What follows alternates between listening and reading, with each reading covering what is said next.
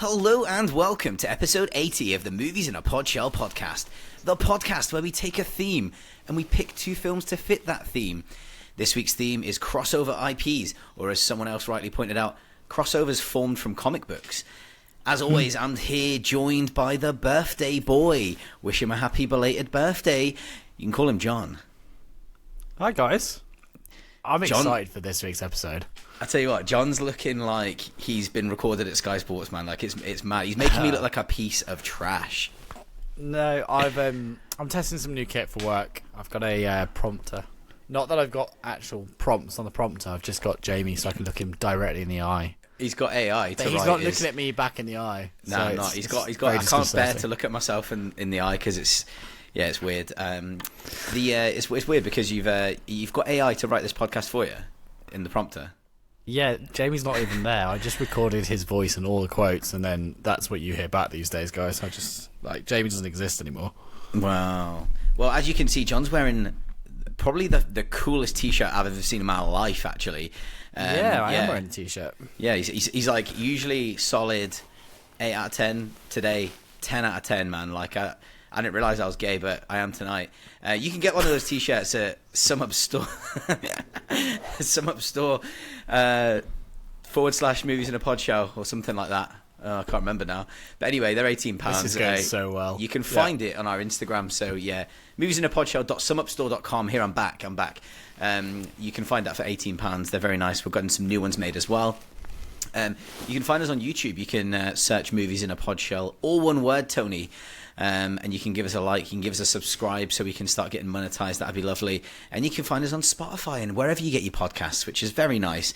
I feel like this is 2 episodes in a row where John has chosen the episode. Get revenge. I'll be honest, right? And today, Alien Romulus is next. So I'm getting like a triple whammy. Is Alien Romulus next? Yeah, because it's out on the 16th. Fantastic. So Alien Romulus is next. So John's got 3 on the bounce just before Halloween.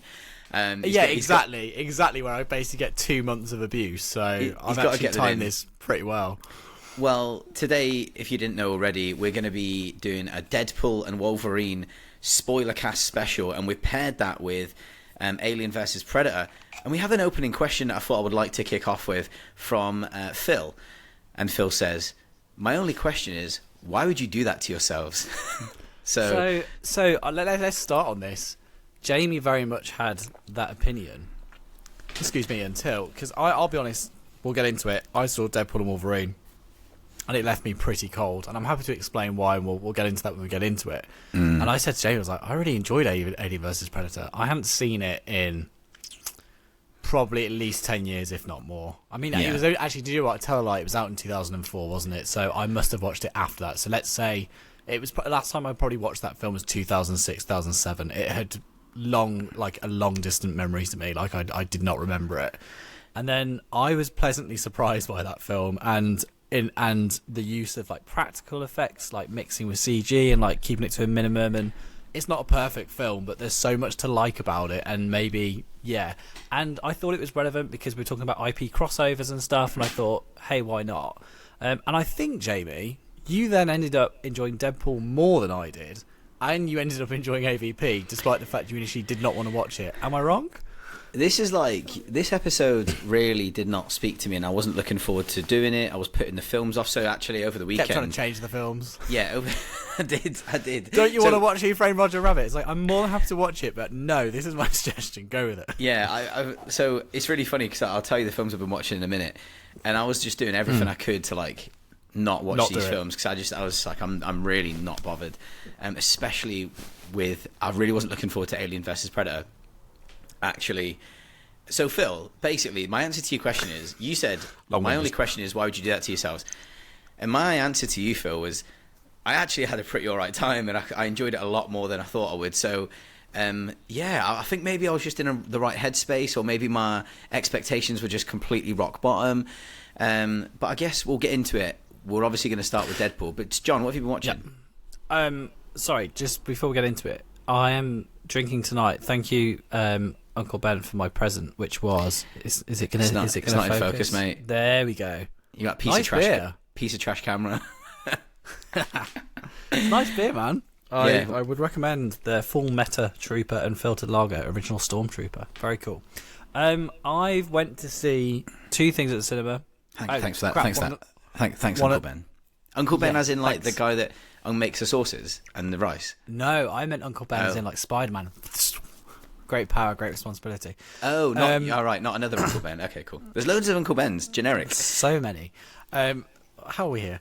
So I finally saw Twisters. Yes. First of all, we always give a shout out to the Mockingbird, and so we should. But this week's shout out is to the Royal Cinema, which is just reopened in Sutton Coldfield. It used to be an Empire Cinema. It was closed down for quite a long time, and they've kind of made it more like a everyman cinema vibe. So it's pretty much really nice couches, sofas. Like I don't know. It was just a really nice throwback experience to the cinema. Like everyone was wearing. The staff were wearing like shirts and like presented really well. Like they were clearly like really into it and like really get behind it. So I really hope it's a success because that's relatively local to me. That's what you want, innit? Like before you go into the film, like that. Like I went to that Empire Cinema back in the day. In fact, the film I went to see there was It, the remake. Okay. And that was one of the first films I took Vicky to. And I've never seen her kick off so badly since, like, because she didn't like horrors at the time, and someone was dressed up as a clown on the way in. She's much better, as in basically I've just indoctrinated her over the course of quite a few years. So I remember being in that cinema. But isn't it nice? The one thing I hate about cinemas in general is that for the cinema that I usually use, which was the big multiplex, I kind of was like, right, I'm sick of the service in here. Like they don't know how to make a big boy. Like every time I go in and I say to them, I want some ice cream. I'm like, can I have a big boy? Every single time to this day, they forget to put cream on top and the cherry. And I'll be honest, I want my cherry on top. Like I've paid for it, so I want my cherry on top. And so the service is so bad. None of them know the recipe for the big boys.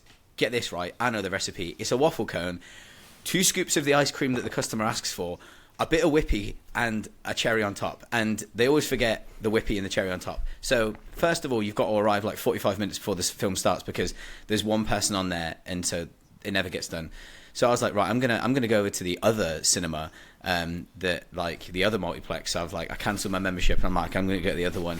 If anyone doesn't know, it rhymes with Schmodian. So I went over to there, and then they were even worse. So I was like, how can the customer? Yeah. I'm quite big on customer service because I work in the retail industry, so it is important to me, and I think that nowadays. You have to earn your customers, So the fact that the Odeon was even worse. Like I went in, you've got to buy your. I'm going really good off on tangent here, but it's happening. You go in, and fair enough. It's 40 quid a ticket, as me and John have said before. But you've got to buy. Fair enough. You've got to buy your popcorn and your water or whatever you're having through the screen at the front of the Odeon, and then when you go through. So say if you go in and you're like, I forgot. Or maybe I didn't fancy it, but you go through. I fancy some Maltesers. Yeah, no, I fancy some Maltesers.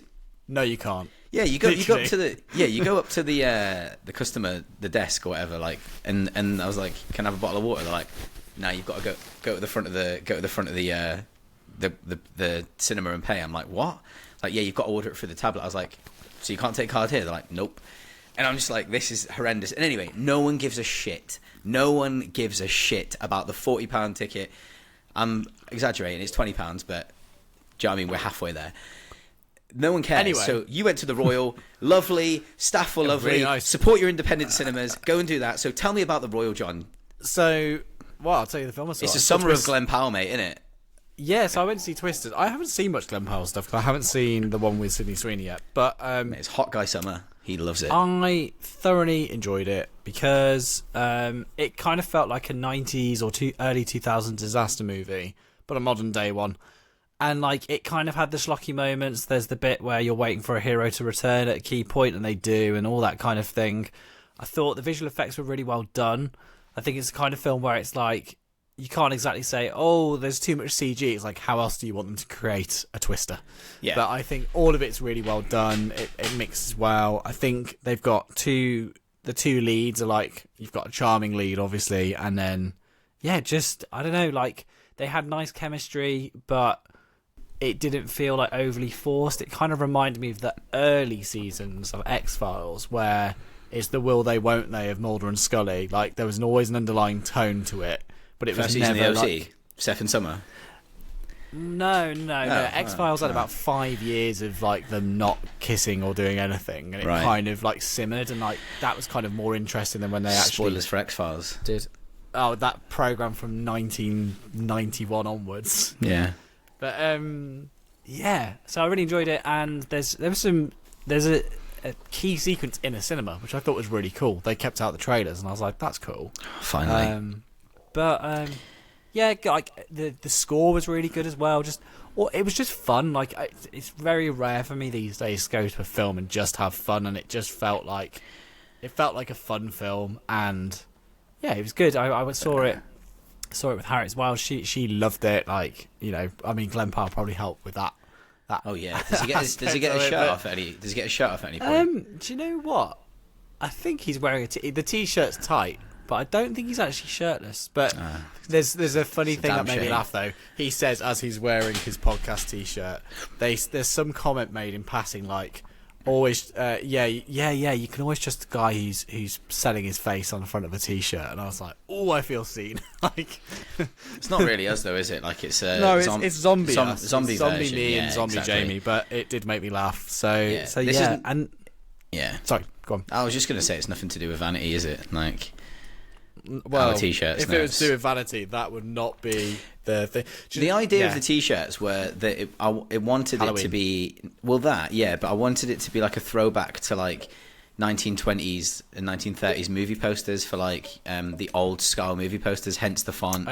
Yeah. So that's where we're going, you know. So anyway, what have you been watching? Is that what you've been watching? You've not been watching any shows or anything? I can talk about some shows. So I finished Presumed Innocent. Fantastic. Like, not top tier HBO. I'd say it's like that line above, that kind of... First of all, sorry, to be clear, it's not HBO, it's on Apple TV, but it's incredibly well shot. But we all know HBO's for me is like the creme de la It's the creme. bar, yeah. Yeah, and like 90% of my favourite shows are probably on HBO, which sounds snobby, but they usually are a cut above. Fact. But yeah, Presumed Innocent was very much in the guise of that kind of show, and I've read there's potentially going to be a season 2, which doesn't really affect the story of season 1. But yeah, it's a court drama. Like no two ways about it. It's a court drama. That. Just Jakey G. Excuse me, a really well executed one with Jake Gyllenhaal. Yeah. Great performances all round. Cinematography is incredible, and also the way it obviously starts with a crime, and then it's just kind of how it kept you guessing throughout who it might be, which sounds really simple, but it was just really well executed. And then the other show I've just started, which I believe is quite controversial, I'm 3 episodes in, is Kate Winslet in The Regime, which is a now TV show / HBO. Is it HBO? Did you know when you hear that? Yeah. Oh. Yeah. You know it's going to be good. I pray for Euphoria every time I hear it, but then something else comes on. Yeah, so essentially that's about... Funny enough, Kate Winslet is a dictator, and it's kind of like riffing on... I think some people have complained about it because it's kind of too close to the bone in terms of what it's trying to satirise, but it's essentially about a fictional European country that is kind of behaving like Russia. They go to annex another country, and they fall out with Americans and NATO. And it's about like how that goes down, and like it's not modern day, is it? Power. What? Sorry, it's not modern day, is it? I thought it was it's modern day. I thought when you told me about The Regime, I thought it was like some like costume drama. No, it's very much like it's now, and it's about like how people like basically it's a black comedy, so like it's kind of saying dictatorships not only are bad, but like the people behind them are like can be crazy. And effectively, it shows how easily swayed she is. People behind dictatorships can be crazy. Well, no, but in terms of like the people supporting them are almost as bad as them because they're not confronting them, and yeah, it does get quite close to the mark with a couple of things, and like obviously there's no shying away from the mirror it's painting with like what's gone on since 2022. Can you believe it's been that long? But anyway, but it's good. What has been going on? more in Ukraine. It's very much a reflection yeah. of that, and it's exactly what it's going for. Okay. But what I would say is, in terms of performances, again, Kate Winslet is fantastic. Like her transition to TV has been really, really good. So I've not seen Mayor of Easttown, but that's definitely on my watch list. I'm looking forward to giving that a go. But yeah, those have been my shows really, and then I've finished season 1 of Succession on my rewatch as I've been rowing. Classic, very good. Are you? Yeah, you're still on that row, aren't you? Yeah. So like jokes aside, I don't want to watch things new when I'm rowing because you're kind of half concentrating, you know. But How long I do you don't row always for? like having music. So it depends. Like most of the sessions are anywhere between 10 to 20 minutes. Some of them are close to half an hour. So they're not huge. So something like Succession, I do like an ad break, and by the time it's done, it's done. But you know, you warm up and stuff first. You doing it every day? No, it's the plan I'm on at the moment is every other day, which is good. Cool. But then on the other day, you do runs or like gym and stuff. So yeah, nice good. man. Oh, nice. I'm glad you're looking after yourself. It's really important. You can tell work's quieter at this time of year because I'm actually taking care of myself. Like the key thing is to maintain the taking care of myself as work is busy as for those of you who don't know, in the US or wherever, it's the school holidays over here. So like this is like a nice lull period for me where you can kind of take more time and like just kind of recharge a bit, because then you get the build up to Christmas and it's mental. And everyone thinks I'm mad for saying that in like the first week in August. But I love that John's pretending we're an international podcast. We still have American listeners. No, we do. Yeah, no, we do. I'm talking about, or America, Australia. We've got surprising. I can see where everyone listens, and there's about 45 different countries, which is good. I mean, some countries 45? Yeah, there might. Yeah. I'm not even joking. Mad. Yeah. Wow. I mean, there's some countries where it's like less than 1% of our listeners, but Doesn't matter. I'm taking it. Anyway, what have you been watching? Well, I've been doing revision for this film that we're about to talk about, which is quite annoying. So I managed to watch 4 episodes of Loki season 1 and some of the 5th episode of Loki season 1. It's so essential to the plot. So sorry, just to clarify, Jamie was like, "Can I see?" Because this is when you didn't want to see it. Can I see Deadpool and Wolverine? I've not watched Loki, and I was like, "Absolutely not. It will mean nothing to you." Do you think you could have walked in blind and understood that film with the TVA stuff?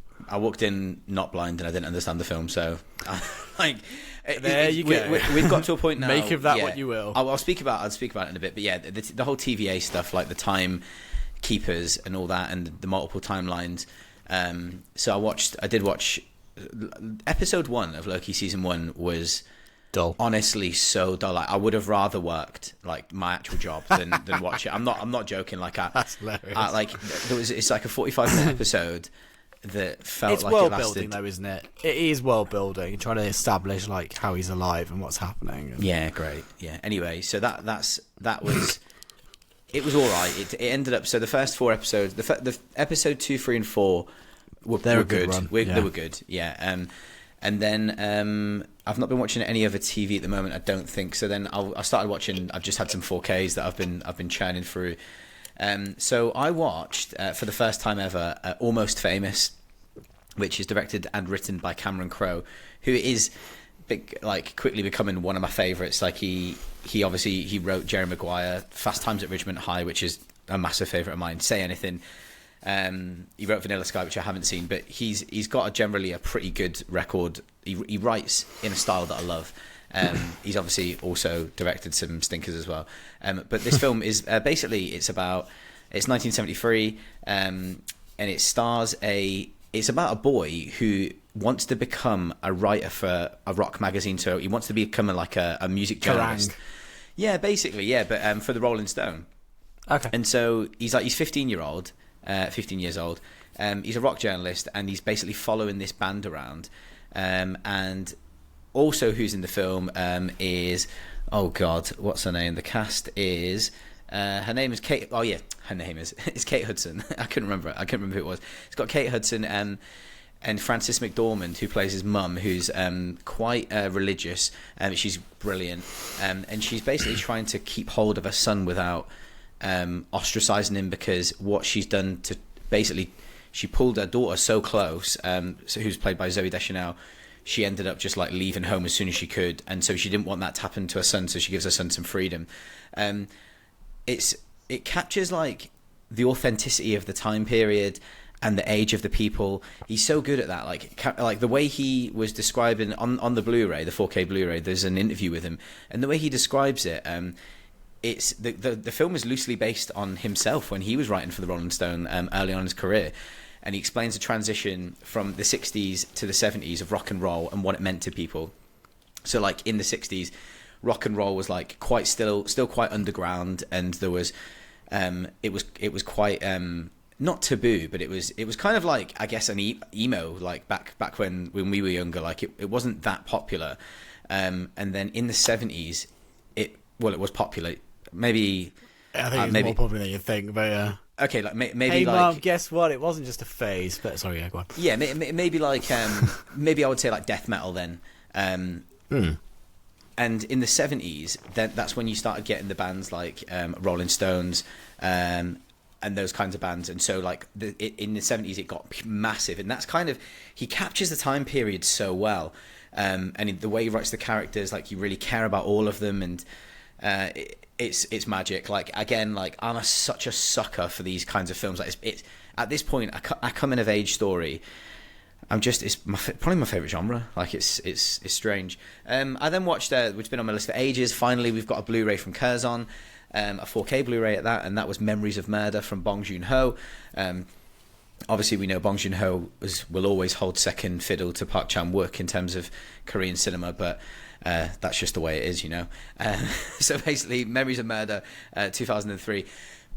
Now, the 4K from Curzon, I will say, the color grading on it is not very nice. So apparently it was, I don't know if it was director approved or not, but the beginning of the film's like very saturated, and right at the end of the film's very saturated. Everything in between, there's just weird like green color grading, which the Wong Kar-wai box set from Criterion, that was also criticized for being, they changed like the originals, and they would like made them to a slightly like greener tinge, almost a little bit like colorless. But that was Wong Kar-wai that actually, he's the person that said, okay, like this is what I want it to look like. So I don't know whether Bong Joon-ho has overseen it and kind of said okay to it, but the color grading is weird, but however, very clear, clean picture, is very good. So this is based in 1986 in the Gyeonggi province. So sorry if I butchered that. The body of a young woman is found. She's been raped and murdered. 2 years later, a series of rapes and murders commence under similar circumstances, and the country had never known such crimes. So there's like the serial killer, like the whispers of there's a serial killer around, like get louder and louder, and it's essentially you follow Song Kang-ho, who you'll know him from like loads of big films: Parasite, Snowpiercer, The Host, Lady Vengeance. The biggest films in Korea.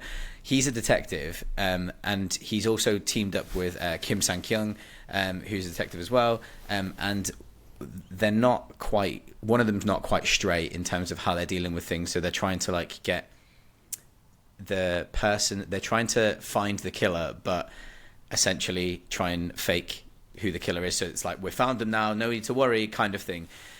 So I really enjoyed it. Like it's I would say it's Bong Joon-ho's best film in my opinion. I mean, everyone would disagree and say it was Parasite, but I was quite frustrated at the ending of the film. However, the film is based on a true story, so that's really important to know going in to watch Memories of Murder, that it's based on a true story. I would say it's one of the greatest thrillers. It's up there, like it's fantastic. So go and watch that. I gave that 9 out of 10. Like it's absolutely cracking. And then for the first time I watched Twister, John. So how did you find that? I seen it, but not since like 1990 something on VHS, so I have no real core memory of it. So obviously I'll just quickly, I'm not going to go into what Twister's about. It's just about hurricane storm chasers. Like, storm chasers, yeah, basically. And you've just got like a central relationship going on between Helen Hunt and Bill Paxton, who are divorced. They're getting a divorce, and they're like hanging out with each other, and their love for hurricanes might bring them back together. Nothing beats, in my opinion, a 90s blockbuster. You know, like, and I'm sorry to compare Twister to Titanic, but nothing beats the Titanics and the Twisters of the world and that feeling of a 90s blockbuster. There's something in the air when you watch one. It's just like, this is proper. And it's probably because I grew up watching them. It's probably like a lot of Don't you think it's nostalgia. also because back then the TV didn't have the budgets to compete, so they used to go big on these things? And it was and it was also a resurgence of like the 70s movies. Like at that point, the outlook on the world was quite negative, so disaster movies were huge at the time. Oh, they were. Like, and then in the 90s, they movies. kind of came back with like a different tinge. You got Deep Impact, Armageddon, Volcano, like, you know, The Core. Yeah. The Core, yeah. Vertical Limit, which I think was 2000 actually. But anyway, I just think that like nothing beats like a 90s blockbuster. I don't know whether it's the nostalgia, like seeing Godzilla in the cinema. I know the film's shite, but that terrified me as a kid as well. Seeing that in the cinema is just like, it's just magic in it. Like, and so I was watching this and I was like, how is the CGI in this look better than Sam Raimi's Spider-Man from 2002? Like, it's unbelievable. Do you know what it is though? It's knowing the limitations of the technology. Like, that's a really good point, and that's something we'll get into. It definitely, unfortunately, it'll be the second film we talk about. But anyway, when you understand when to implement it and use it sparingly, it can be used really well. And like the mix and twists, there's loads of practical effects. So like model I was work, literally which is mixed in, and that's where you get this when they blend well. Like, I watched a video the other day. It was like, why Transformers? Why CGI peaked at Transformers, and why it's actually Transformers like, looks so good, doesn't it? The Michael best, Bay. One is the best integration of effects that are happening on location, so real explosions, real what have you, augmented with CGI being added in. But obviously, computers do like robots because they like the reflections of the silver, etc. Like it's the metallic thing. It's easy for a computer. And but my point is, like, Michael Bay, for like love him or hate him, that is the best implementation of practical and visual effects. If you want to see the best implementation of CGI effects, it's Avatar 2. Avatar 2 CG is insane. Like, I've not watched it since the cinema, but at the cinema I just sat there with my jaw dropped for like 3 hours, whatever the hell it was. And James Cameron was like, I want to do it with water, so I'm going to wait till the technology is available. So he ended up waiting 10 years.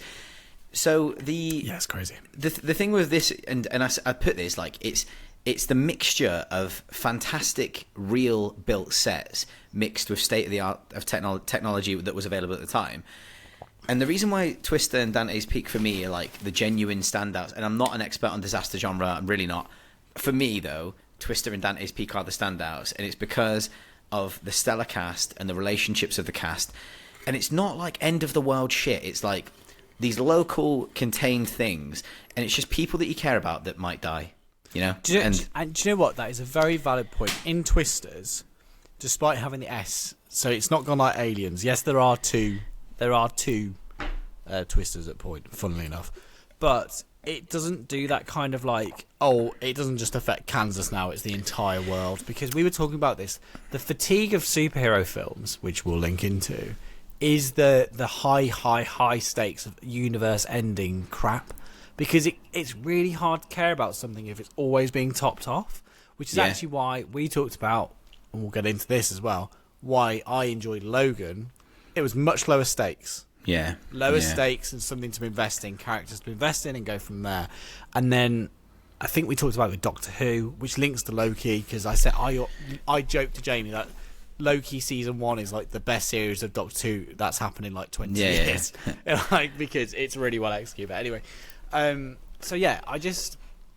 really enjoyed it. It was good, man. Lower stakes makes you feel good, doesn't it? You get way more invested into it because, like, we've got to the point where we don't care if it's the end of the universe. How wild's that?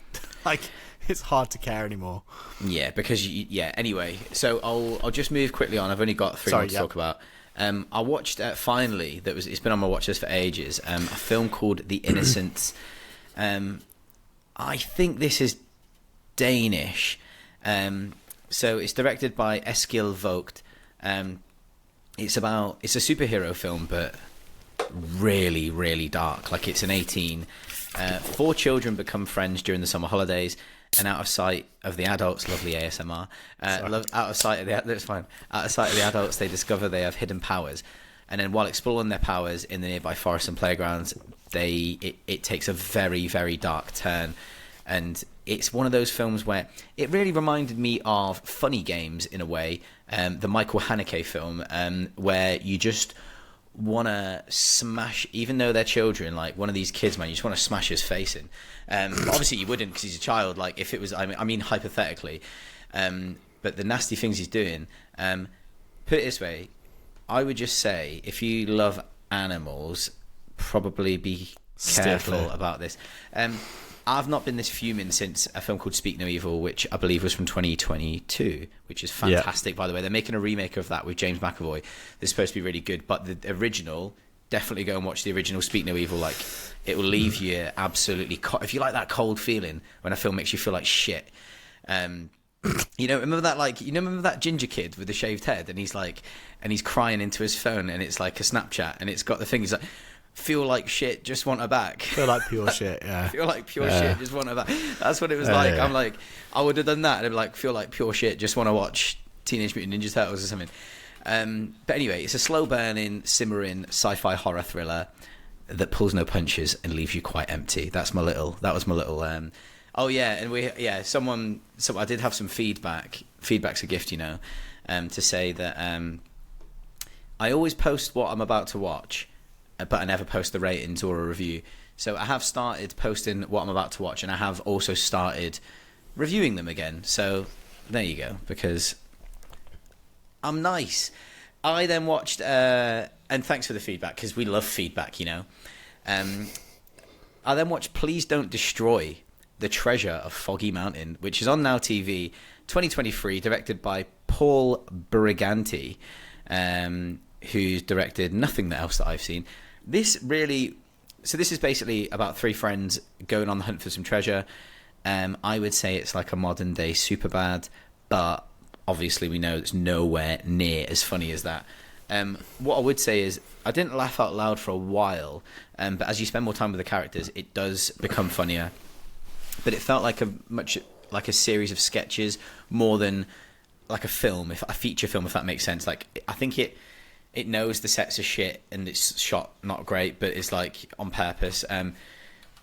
It's with comedies not being very funny anymore, and production companies, apart from No Hard Feelings, thank you very much. And the fact that every production company is too scared to make a joke, apparently except Fox.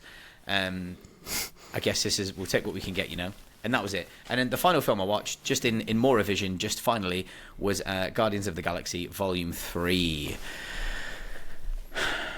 Directed by James Gunn, 2023. Who cares? You said it was alright. It was alright, who cares? I'm not even going to bother going on about the synopsis, but what I did say was, if they called MCU movies animated movies with live action characters, I think I could get more on board with them. It's pretty bleak and pretty depressing. Everyone knows that it follows the story of Rocket more than anything, and it's just depressing. Like, I don't know what they're trying to do. Like, I didn't cry because everyone said, oh, we cried. I'm like, yeah, like, okay, there's like loads of animal cruelty in it, like, and stuff that it doesn't necessarily bother me because I know it's not real. But the CGI, it's very much like the Gattuso, Gennaro Gattuso. Sometimes it's good, maybe sometimes it's shit. It's sometimes maybe good is the key bit. Yeah. Sometimes maybe good. Sometimes maybe good, sometimes maybe shit. When he's basically talking about his team's performance, and that's what the CGI in this film's like. So that being said, I really, really enjoy spending time with the Guardians. All of them have their own. What, John? I just I can't believe I'm defending something for once. It's hilarious. Guardians 1 I really liked, but I remember 2 just like not hitting for me at all. Which is why I never went back for 3. The best part about 2 was Kurt Russell. Yeah, I just remember it being fine, and then there was like a giant Pac-Man battle or something. That's generally the problem with most. That's the problem with most MCU films. I love spending time with them because I do find them mostly. They've all got their own little qualities, and I find them quite likable in their own little way. And there is genuine effort in Guardians to give it some kind of like heart, and I do believe there's genuine effort there. It's not like they're not relying on cameos. They've tried to craft a story, so I do respect that. However, it's probably the darkest MCU movie I've seen. Like it's the darkest of all the ones I've seen. I've not seen anything else that's anywhere near as dark as that. But it's probably not what I wanted from a comic book film. Yeah. But that being said, I was going to say, before we go to the main film, I would like to say we had a question from, I think it was Kim Higson, and she said, what is the best comic movie era? Now, I've got opinions on this which might not be like universally held, but I went and I'll be the same as you. I can guarantee mine will be the same era as you. I don't know. Go on, what year are you going to say? Because I don't think we will say the same. Well, I'm going to go with early 2000s. So, no, I went Heart of Hearts. I've got films I very much enjoy. 2008, which starts with... I've put 2008 to 2019. I've put in there films that came out around that time. So if you're a superhero fan, you've got Watchmen, you've got The Dark Knight, you've got Winter Soldier, you've got Civil War, you've got Endgame, Infinity War, Man of Steel, Batman vs Superman. Wonder Woman. Now, say if you're like he's won me over. Like he's won me over, and you're thinking, oh my god, like. However, early 2000s, yes, you've got Batman and Robin. You okay, that was 97. You've got, I suppose, if you go in 2000s, technically Batman Begins is definitely within that, as probably would be The Dark Knight. Depends where you do your cutoff. You've got Daredevil, director's cut. I'm here for you. You've got Elektra, you've got Blade, you've got Punisher. So like, I get Hellboy. Hellboy, yeah. No.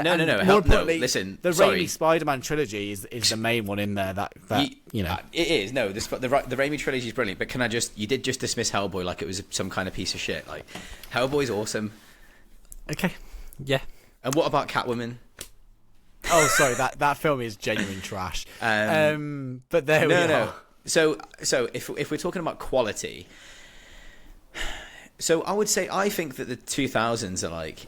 Really interesting time. Interesting mistakes we talked about before. Like Batman Forever is not the best Batman film, but God, it's interesting. Like the look of it is insane, and it's far more interesting. You have got like Wanted and Sin City as well. But Sin City. Do you know what? That's a great shout. Sin City I didn't even put in, but that was before 2008. V for Vendetta. They were doing stuff that was like very much just Alan Moore stuff. That wasn't. Yeah, I don't know. Basically. So it's funny because. I think you are probably right. Actually, you've won me over because I think that in terms of quality, it's probably from 2008. And just volume. Did you say 2008 onwards? 2008 to 2019, as a comic book fan, it was like, oh my god. So I remember, and rightly or wrongly, being so excited for the fact Civil War and Batman v Superman were coming out the same year. They came out like a month apart, which is why it wild to me now. Do you know what? The thing is, 2 seconds. Nice. Do you know, there's a listener that always writes in about this and he gets pissed off of it. But do I look like I care? I'll listen to your grievances when you start paying for the podcast. So right. How to lose listeners in 5 seons. Listen. Yeah, good. What was I saying? Don't know. You were talking to me about early 2000s, why they're interesting but I've won you over. Yeah, you have won me over. Oh, that was it. Yeah. So obviously, I am quite a big comic book fan and reader. So I read physical comics, I read digital comics, and I've read lots of different comics from lots of different eras and stuff. So when Civil War was a massive thing, like when I was like growing up, and when I found out they were going to do that in the MCU, I was like, oh my god, this is like actually incredible, and it was. All right. So it's to be fair to them, they always kind of half did them, but not properly. But look, we can get into that. I think we should talk about the first film for the pod today. I'm far more excited to talk about the second film, but we have to talk about the first film first. I'm looking forward to talking about both. Yeah, it's the one that's going to get the clicks. So let's talk about Deadpool and Wolverine, directed by Sean Levy. Hi, Peanut. I'm going to need you to come with me right now. Look, lady, I'm not interested. All right, well, I'm sort of on the tick-tick, so upsy-daisy. Here we go. Oh, whiskey dick of the claws. It's quite common in Wolverines over 40. You don't want this. From 2024. Levy or Levi? Sorry, we've done the break now. Clips in. Levy or Levi? What are you saying? Levy. Okay.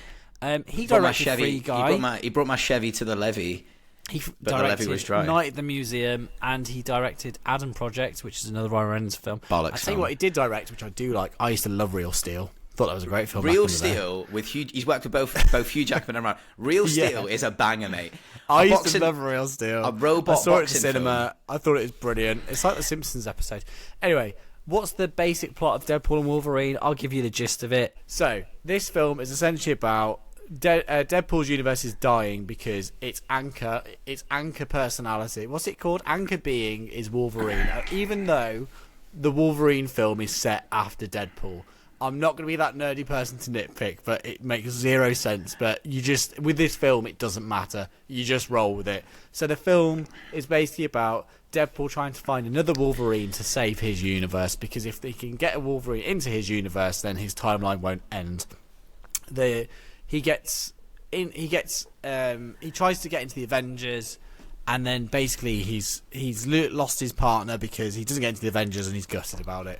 That's kind of the setup. And then you've got Ryan Reynolds running around trying to recruit different Wolverines until he finds the right one. My favourite part of the film. He's before that he's hired by, let me get his name right, Mr. Paradox, who's played by Matthew McFadden, who's the guy he's Tom from Succession, and I loved seeing him. I thought he was really great, genuinely just being really fun.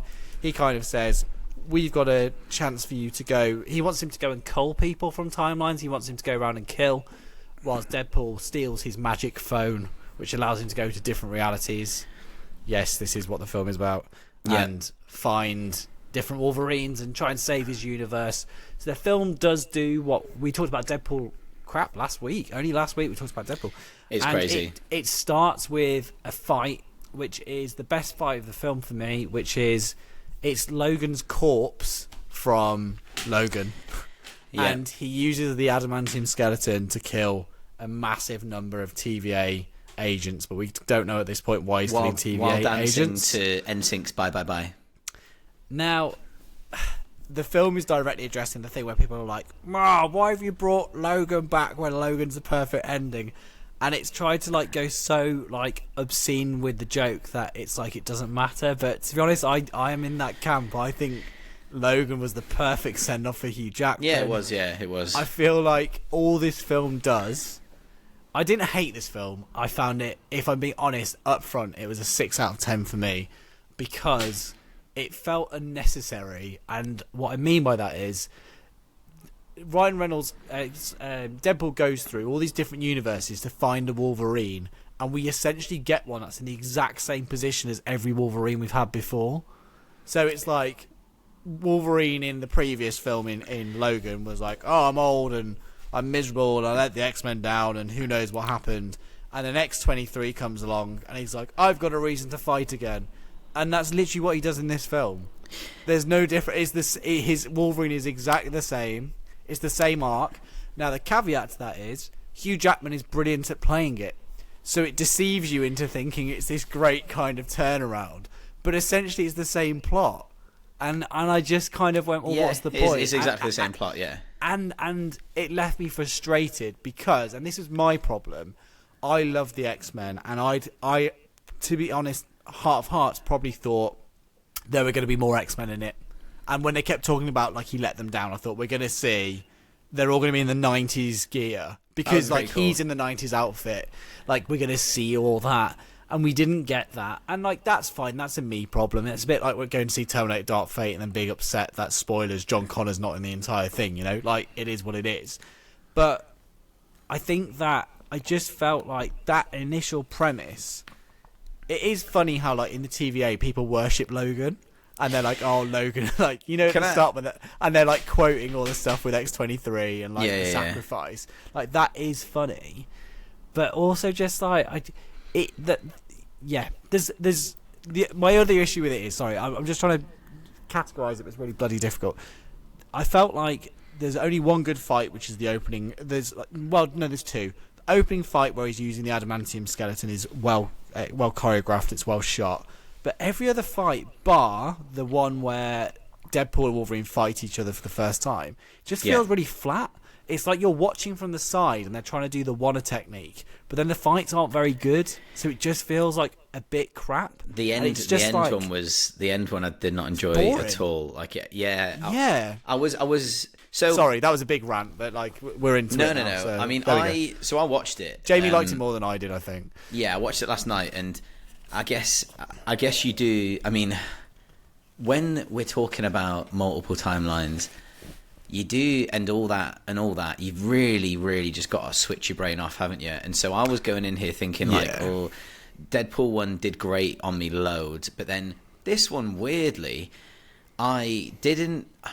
Towards the end, I was like, right, okay, it is a bit repetitive now. Like, the jokes are a little bit repetitive. Same. The respite you get between Hugh Jackman effing and jeffing every 2 seconds, just like I just did, and hopefully John didn't censor it. But effing and jeffing every 2 seconds, like being really like the bit in the car where he's like really going at Deadpool, saying like, you're an absolute like moron, like, and just the Avengers wouldn't even take you. They take anyone. That was hilarious. Like that, I was like really laughing at that. So I was like, I love that. Like, he was really going in, and I think that Hugh Jackman definitely saves the film and elevates it to a much higher level than it ever would have been. And because without him, it would have just been actually probably even worse than the original Deadpool. But isn't he fundamentally just doing the same thing he did in the previous film? He's just a bit younger. Yeah, no, he is. But at the same time, I'm one for like the one thing I did think about this compared to all the other MCU stuff. Like, this is a Fox film, right? And it's the transition from Fox to the MCU. The one thing that I found with this was, and I don't know whether I'm clutching at straws. I don't think I am. I think this film is not aimed at the Gen Z that the MCU is aimed at. It was aimed more at millennials and maybe Gen X. It was aimed at me. It was aimed at us. Because it's like, remember those films that set all this off? Yes. And so, and like, I but understand. the jokes are aimed at that as well. And I'm not saying that's why I liked it. I'm just saying it feels a bit more, it felt a bit more grown up. It had a bit more flavour to it, and it had a bit more, it felt like it was trying to do something, whereas the last few, I'm not saying all the MCU films have been like that, but the last few MCU films feel like they're not trying to do anything, and it's just very much like, let's go make another $1 billion, because that's just the way it is. With this and with Logan, and you can also say like the X-Men Apocalypse film, like, they're trash, Dark Phoenix trash. So they've had their fair share of like absolute stinkers in the Fox universe. But the one thing I think about this is that they really have thought about what they've done. Like the cameos, we are going to spoil this, so just turn it off if you've not seen it, because I'm going to spoil. We've already done a fair whack of spoiling. I've said X-23 3 times. But the cameos in this, I didn't feel like they were as gratuitous and as cringy as the cameos in like all the other MCU films, I guess. So, like No Way Home. But okay, we'll get into this. So essentially, as Deadpool comes back with this Hugh Jackman Wolverine. So first things first, there's a montage where we see different Wolverines, and there's like this comic book accurate Wolverine where Hugh Jackman's really short. Can we really talk about this, by the way? Because this is like my favourite part of the film. Yeah, I think it's my favourite part, and it gets different Wolverines from different comic covers. There's the one where he's stuck to the X on front of the crucifixion, on top of all the bones, or the skull. Sorry, there's another one where it's Henry Cavill, fan casting. No, like, do you know what? Like, you know when it turned around and it was Henry Cavill. I was like, that's well funny, man. Like, that is well funny. Fine, and then there was like, there was the guy Batsh Wolverine, which is also from the comics. You've got Weapon Omega. They've even got the Old Man Logan, which was brilliant, which is a really famous story. But they've even got the original brown suit, and also with Hulk. So Wolverine's first ever appearance in Marvel wasn't in his own comic. I think it was in a Hulk comic. So he wasn't even his own character, and I loved that they went through doing that. The Short King was hilarious. But the funniest was, he wants to go with him, because Deadpool does his pitch to each one, and none of them want to join him. They all beat him up. And there's one from the series I read, which is from like Task Force X era, when he's in the all black outfit or whatever. And then the only one that goes with him is the shorter one. Then he's like, "Nah, you're all right," and just leaves him. But anyway, he tries to recruit one, then he finds what's supposed to be the worst possible Wolverine, and the worst possible Wolverine is Hugh Jackman, as basically known from the previous film. He's aged up, he's in the bar from the first film, because of course he is, and they're like, oh, I let the X-Men down and they all died, and it's like, okay, fine, that sounds pretty familiar, but whatever, okay. And he's an alcoholic, and the film is about him coming to terms with what happened and seeking redemption, and he gets a chance to do that because he gets brought back, and Deadpool thinks that will save his timeline, and then Tom from Succession says, no, it won't save you. So Deadpool's like, sod that, and he gets attacked, and he gets attacked by this stick, which sends them to like this nether region. I've forgotten the name of it, but it's basically the place they go where everything goes to die, it's trash, and it gets eaten up by a dragon. When I say this, it sounds absolutely mental, but that is what the plot is.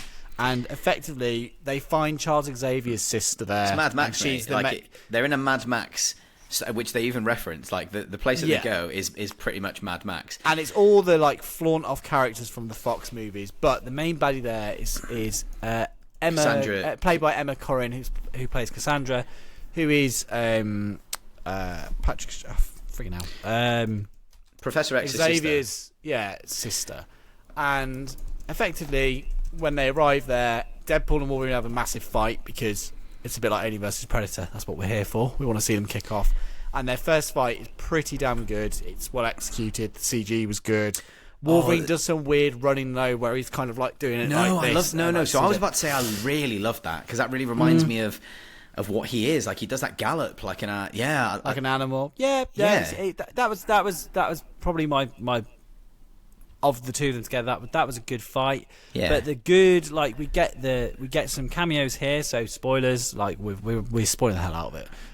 Chris Evans turns up, and the joke is set up as if we've met Captain America. I thought it was Captain America. Yeah. Did you actually? Okay, it's Flash from the Fantastic Four films. Human Torch. Sorry. Yeah. Which is really really funny. Yeah. And then you get Pyro's there from X-Men. So also like Sabretooth from original X-Men. Yeah, and you get to see them fight, and it's really just a non-event. Like Hugh Jackman tears him to shreds in like one go. Maybe that's the point. I don't know.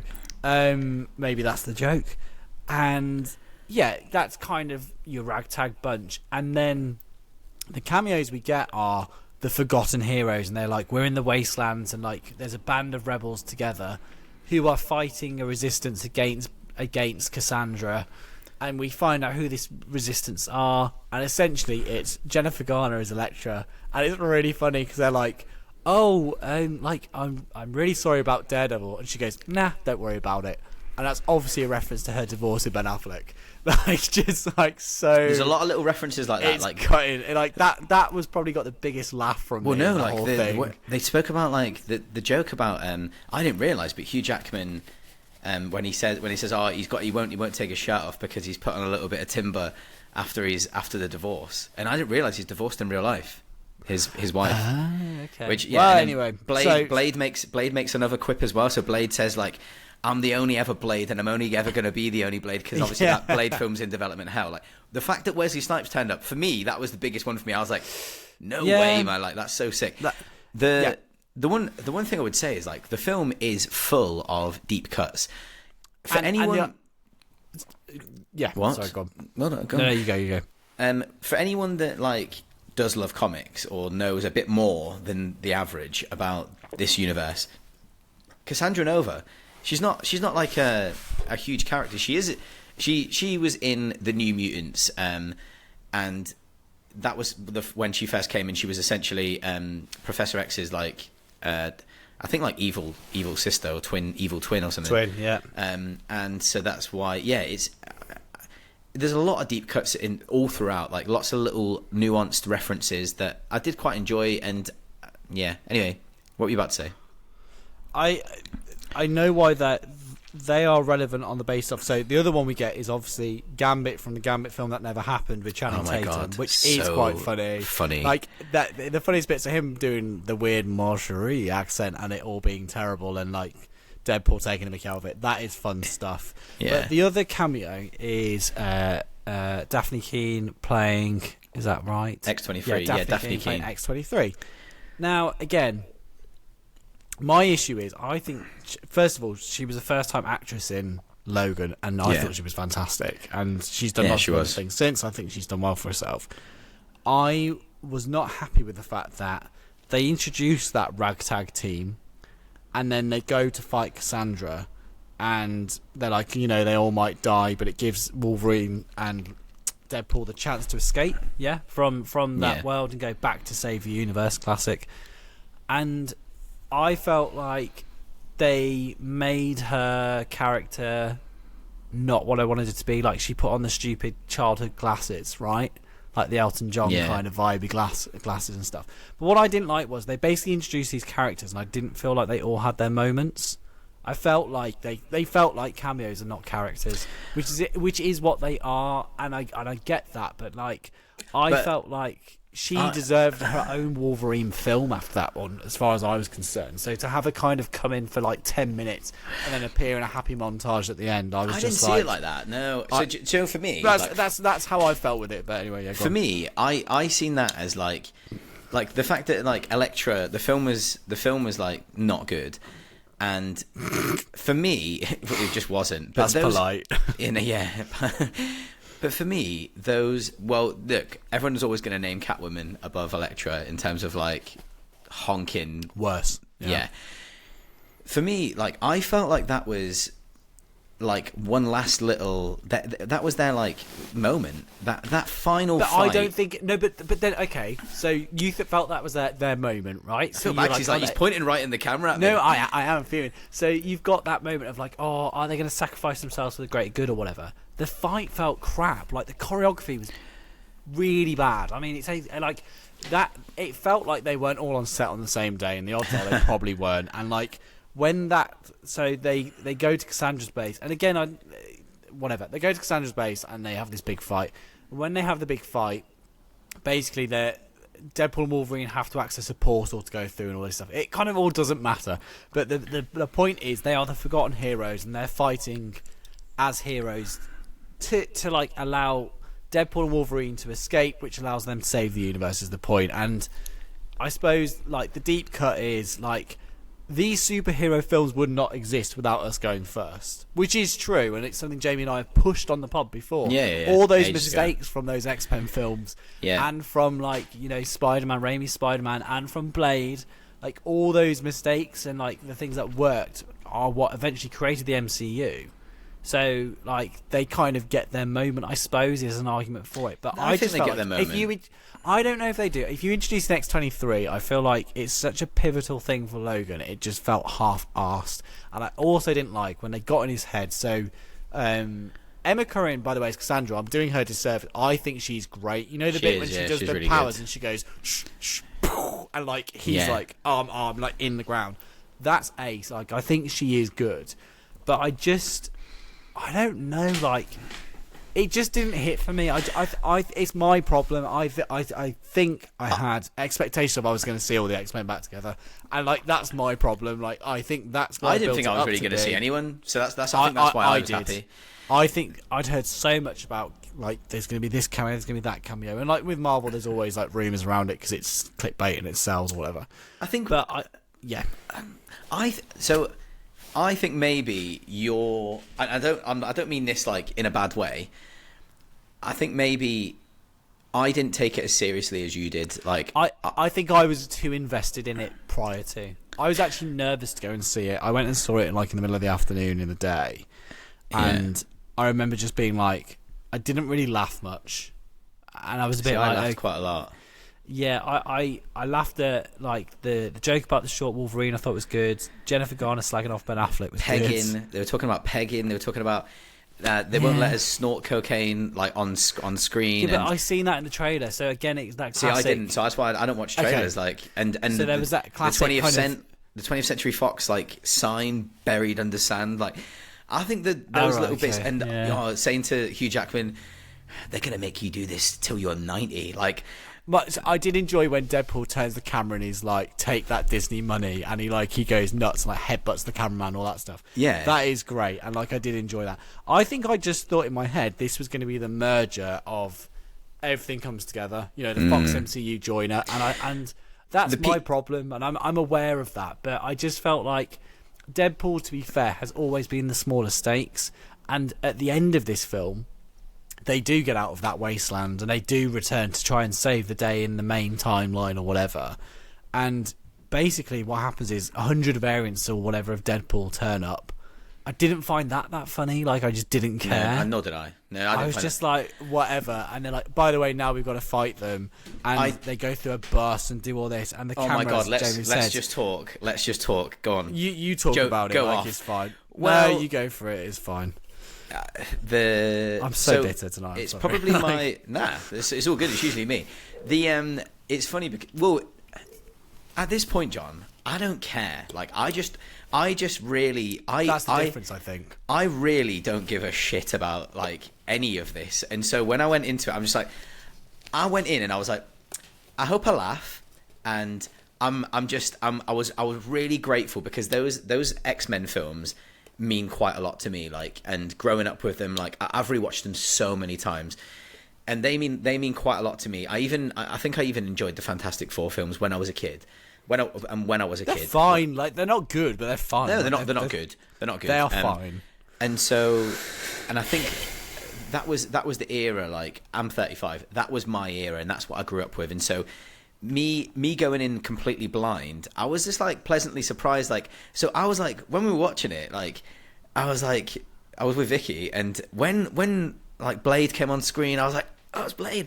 And I couldn't believe it because, like, I couldn't believe Wesley Snipes was on screen as Blade because he's been in jail since the Blade films because for tax evasion. Like, I never thought I'd see that guy. Like, do you know what I mean? Like, yeah. Growing up, Wesley Snipes was like action hero to me. Like, Demolition Man. Passenger 57, Demolition Man, like, hero to me. And so, like, he's been in jail since and he's been doing loads of shit like B-movie action films, and he's retired now, I think. So the fact that, like, he turned up, and then obviously Channing Tatum as Gambit. Gambit's one of my favourite characters in the X-Men. He was from the 97 series as well.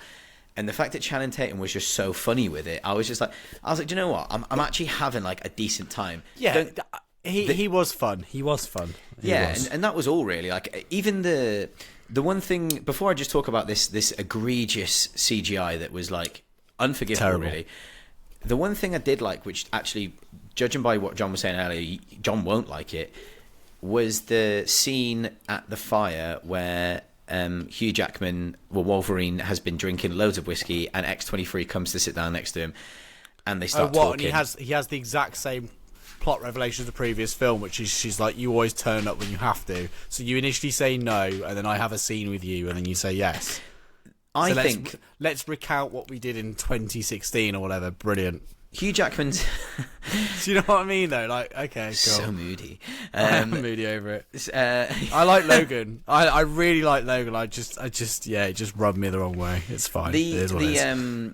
Call me bitter. I think that, like, Hugh Jackman's... The one thing I would say about this film... He elevates it by, like, tenfold. Yeah, and he really, really does his best, and he does... And some he of looks incredible as well. Oh, my God. It's some of his best work. Ryan Reynolds was... We say it all the time, and it's annoying because he does annoy me a little bit, but I've got no reason to be annoyed at him because he puts himself into... He puts his all into everything. He was born to play Deadpool. Hugh Jackman... He wasn't the first person that was cast as Wolverine originally. He was the second choice. And it was Dougray Scott. Yeah. And so the fact that Wolverine, him as Wolverine, is like, it's completely changed his whole career trajectory. Yeah. And he's done he's a massive star now. Like, there was the bits at the end when the credits roll and he's saying, like, oh, no one knows who I am, like, and all that kind of stuff. Like, it's really, his acting in this film is, like, really good. Like, he just both the leads throw themselves into it, and it's great. It did make me laugh when someone was like, when they're playing Green Day, like The Time of Our Lives, whatever it's called. We hope you had the time of your life. Yeah. And it's like, okay, you're playing behind the scenes of the X-Men films, which are marred in controversy because of all the Bryan Singer debate. But anyway, like, that let's not even go there. But what I meant to say was, like, I just felt like it feels like it thinks it's doing something really poignant, and I don't think it's that poignant. it's like hitting you over the head with like, do you know what? Look at this and look how well we've done. I was like, it was fine. Like, I don't think I disagree, man. It's really interesting because I was adamant Jay would hate this. Like, no, I messaged him and I was like, I said, I saw it in the day, and Jay was like, I don't want to see it, and I was like, 6 out of 10, like, it is what it is, blah blah blah. And then you ended up coming out being like, I really enjoyed it. I was like, what? Like, anyway, fine. Yeah, John was obviously sleeping last night. He's like, I've got to wake. John's like, I've got to wake up to this shit. Like, no. At the end, when they play, I'm going to talk about the actual end of the film, but when the credits roll, because we're there now. When the credits roll and they're showing all the old behind the scenes stuff from all the X-Men films, and they do play Green Day, Time of Your Life. I didn't see it like that. I don't. Obviously, it's a bit cheesy, but it's almost like having Sex on Fire play at a wedding. It's like you're still gonna get up and you're still gonna dance. It's like playing All the Small Things at a wedding. You're still jumping up and down and you're saying, "Say it ain't so, I will not go." And so with that, it's like there's nothing better than that.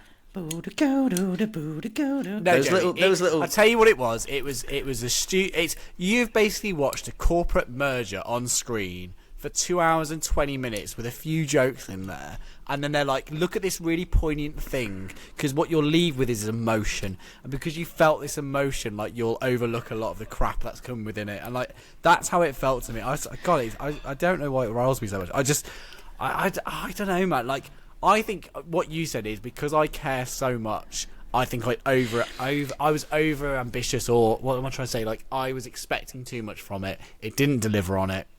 Hugh Jackman is incredible in his role.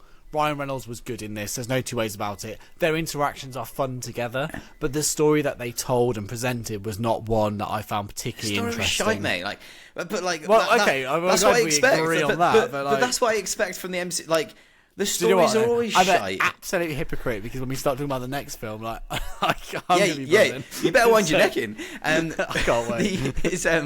But no.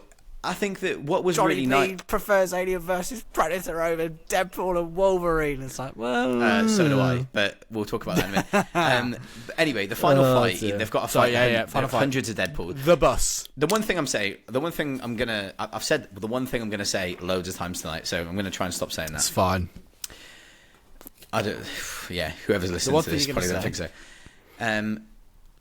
The end of the film, when they fight the 100 Deadpools, and it's a little bit like Old Boy.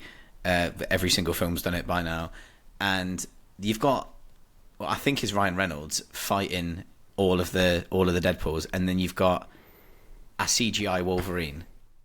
Tell me about that. No, I think in parts it's real Wolverine, but they basically have this one-shot fight, and at the end of it, there's this moment where Deadpool's doing dialogue, and Hugh Jackman clearly wasn't available that day, and they've just got digi-double Hugh Jackman in the mask.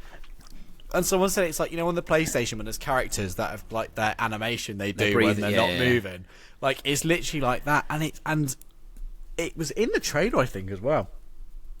As soon as I noticed it, it was just like, oh, that's God, unacceptable to me. 200 million. Sorry, I'm gonna be it's unacceptable. 200 million, and you've still managed to churn out something which looks like that at that point. And also, it's just unnecessary. Like, is it genuinely? Well, I guarantee the maths is cheaper, which is why they've done it. But like, could you not just get Hugh Jackman to stand there for that 3 seconds of scene? Had their budget run out for him? Was it during the strikes? Was it during the strike so he couldn't participate? Like, because like Deadpool was filming around then. Who knows? But it just takes you out of it. Like, there's enough otherworldly stuff going on that it's hard to associate with. If you then get a bad visual within it, it just sucks. And I think the fight is bad. Can we just say as well, the fight is bad. It's terrible. Yeah, like, it's one shot and it's boring. And basically, I've watched him chop up 100 people with no interest whatsoever. And yeah, whatever. Like. How did you feel when you saw a CG double, which felt completely unnecessary, Jay? I was when it got to the point where they came back to Earth, and they were opening the portals and stuff. I was completely switched off at that point. Like, not switched off, yeah. But I was just a bit like, it feels more than an hour, it feels more than 2 hours now, and I wasn't that bothered, and I was ready for it to be done. So that, I mean, that's not. I mean, I think it's probably a 6.5 out of 10. So I'm not much hotter on it than you, but I'm just not soured by it. I think like I was just upset because I wanted more. I think in my head, I thought they're going to do this Deadpool and Wolverine film, and then by the end of it, we're going to understand how it's all going to work, like how we're going to get mutants in the MCU. Don't be silly. And like that was my fault. And I remember also feeling that agitation with No Way Home. If you go back to our pod on that kind of was like you could see in the sky like the stars of like different people. Other way around, mate. Because I was slated No Way Home and you loved it. And I remember being like, I want to see that happen. Like, come on, let's do it. Like, enough already. But anyway, I don't know. I think No Way Home felt more justified to me on the basis of the characters had more time to interact and do more things together. So Deadpool and Wolverine get that time. Nah, no way. But, Jamie, Deadpool and Wolverine get that time. But X-23, Elektra, Blade, they don't get anything. They get a few lines and they die. Like, and it's, I know because Deadpool's a joke. It's kind of like, oh, it doesn't matter, and it's flipping off or whatever. I just wanted it to be more. I kind of expect it to not be like another Deadpool film in the sense of it would make the scale grander. Was actually what they did was it cost nearly 3 times the amount of the first film. Right? Is that about right? I think the first one was like Cameos 60 mil. Yeah. And then first one was 80 million, I think. Oh, okay. Not quite then. So this one's 200 something million. And it's like, it still felt small in quite a lot of parts. Which just feels wild to me. You are spending a lot of money on cameos. On that cast. Let's get into some questions because I feel like we're going to cover some repetitive ground otherwise. So, that question's kind of linked to both films. I won't do that one. We've got Patch. Oh no, they're all linked to both films. Shall we wait with questions? I think that we can do maybe a couple because there's one here from Kate, which was like Deadpool and Wolverine. Too many needle drops or not enough. Do you know what? I did enjoy the needle drops. There's something I did enjoy. It was as good to me as when Kate Bush was in running up that hill in Stranger Things. I mean, I would actually say that it had too many needle drops. Okay. I like the music. That was fine. I like the music, but it was... And by the way, Guardians of the Galaxy 3 was exactly the same, and I forgot to mention that. You're watching the film, and because Guardians 1 and 2 have the needle drops, number 3 felt really forced, like you were going through something, and it's like all of a sudden like a random song. With this, I felt like it was quite... There was a lot of needle drops, and it was quite repetitive. So probably too many, I think, but... I mean, at this point now, I was just grateful to have not walked out after 2 hours thinking I was going to really dislike something and actually thought it was quite all right. And I had a good laugh. I had a good laugh, actually, because, and I just loved how it kept continuing to take the piss out of Gen Z. No offense, Gen Z, if we've got any listeners, I don't think we have, but if we have, well, you're welcome. You're welcome here. Just, it wasn't me taking the piss. I think the other questions are actually related to both properties, so I would hold back. Let's hold back, but should we talk about a better film? Let's talk about 2004's Alien vs. Predator, directed by Paul W.S. Anderson. This story's all here. This whole thing was a trap. They're not hunting us. We're in the middle of a war. They're using us as bait. The question that I would like to ask to all of the listeners would be that is Paul W.S. Anderson, is he a better director than Paul Thomas Anderson? That's I'm joking. I'm totally joking. Do you know why he got the W.S. in his name? I'm trying to think of something funny that begins with W and S, but no, tell me. No, it is funny because... people kept asking him about Paul Thomas Anderson films, and he got fed up of it. So he changed his name so people wouldn't do it. Because people kept saying to him, why does it rain frogs at the end of such and such? And he was like, I don't know, it's not my film. Stop asking me. I think that's funny. I think that's funny. I think that's good. Well funny, man. Especially because, like, well, if it was the other way around and people were asking Paul Thomas Anderson... Tell me about AVP. Or, like, or how do you write so many Resident Evil films? then I'd be pretty pissed off. If I'd be pretty pissed off if like the director of The Phantom Thread, just like being asked shit like that. Can we get into this, right? So directed by Paul W.S. Anderson, came out in 2004. Let's just look at his filmography as a director, because Jamie's got some ones in here he absolutely adores, but there's also some absolute trash. Yes, I have.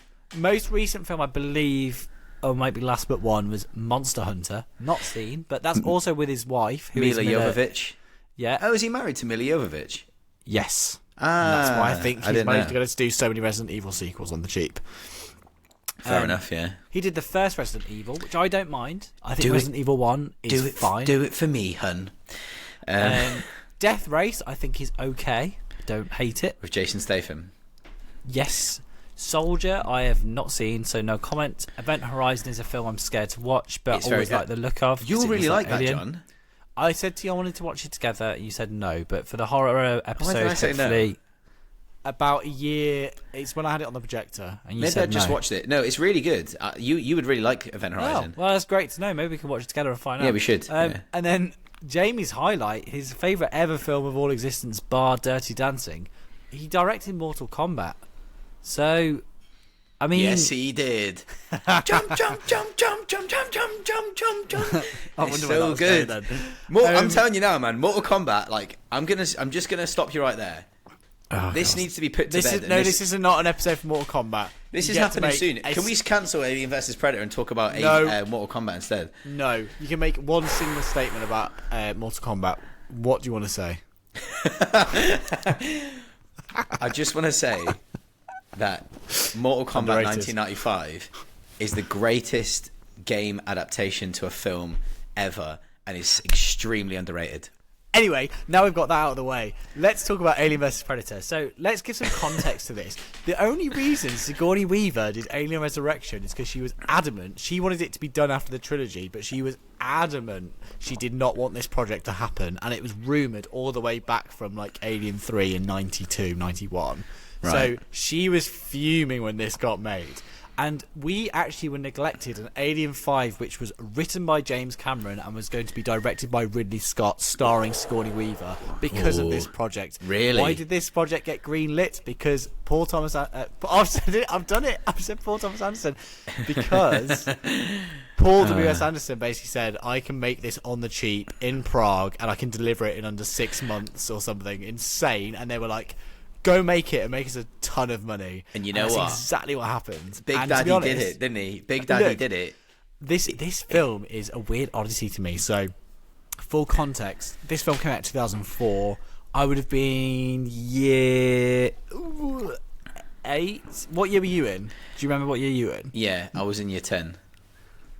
Okay, yeah, I've seen this in the cinema. So I think year 7 or year 8 for me, I believe. And I remember I'd already at this point seen all the Alien films.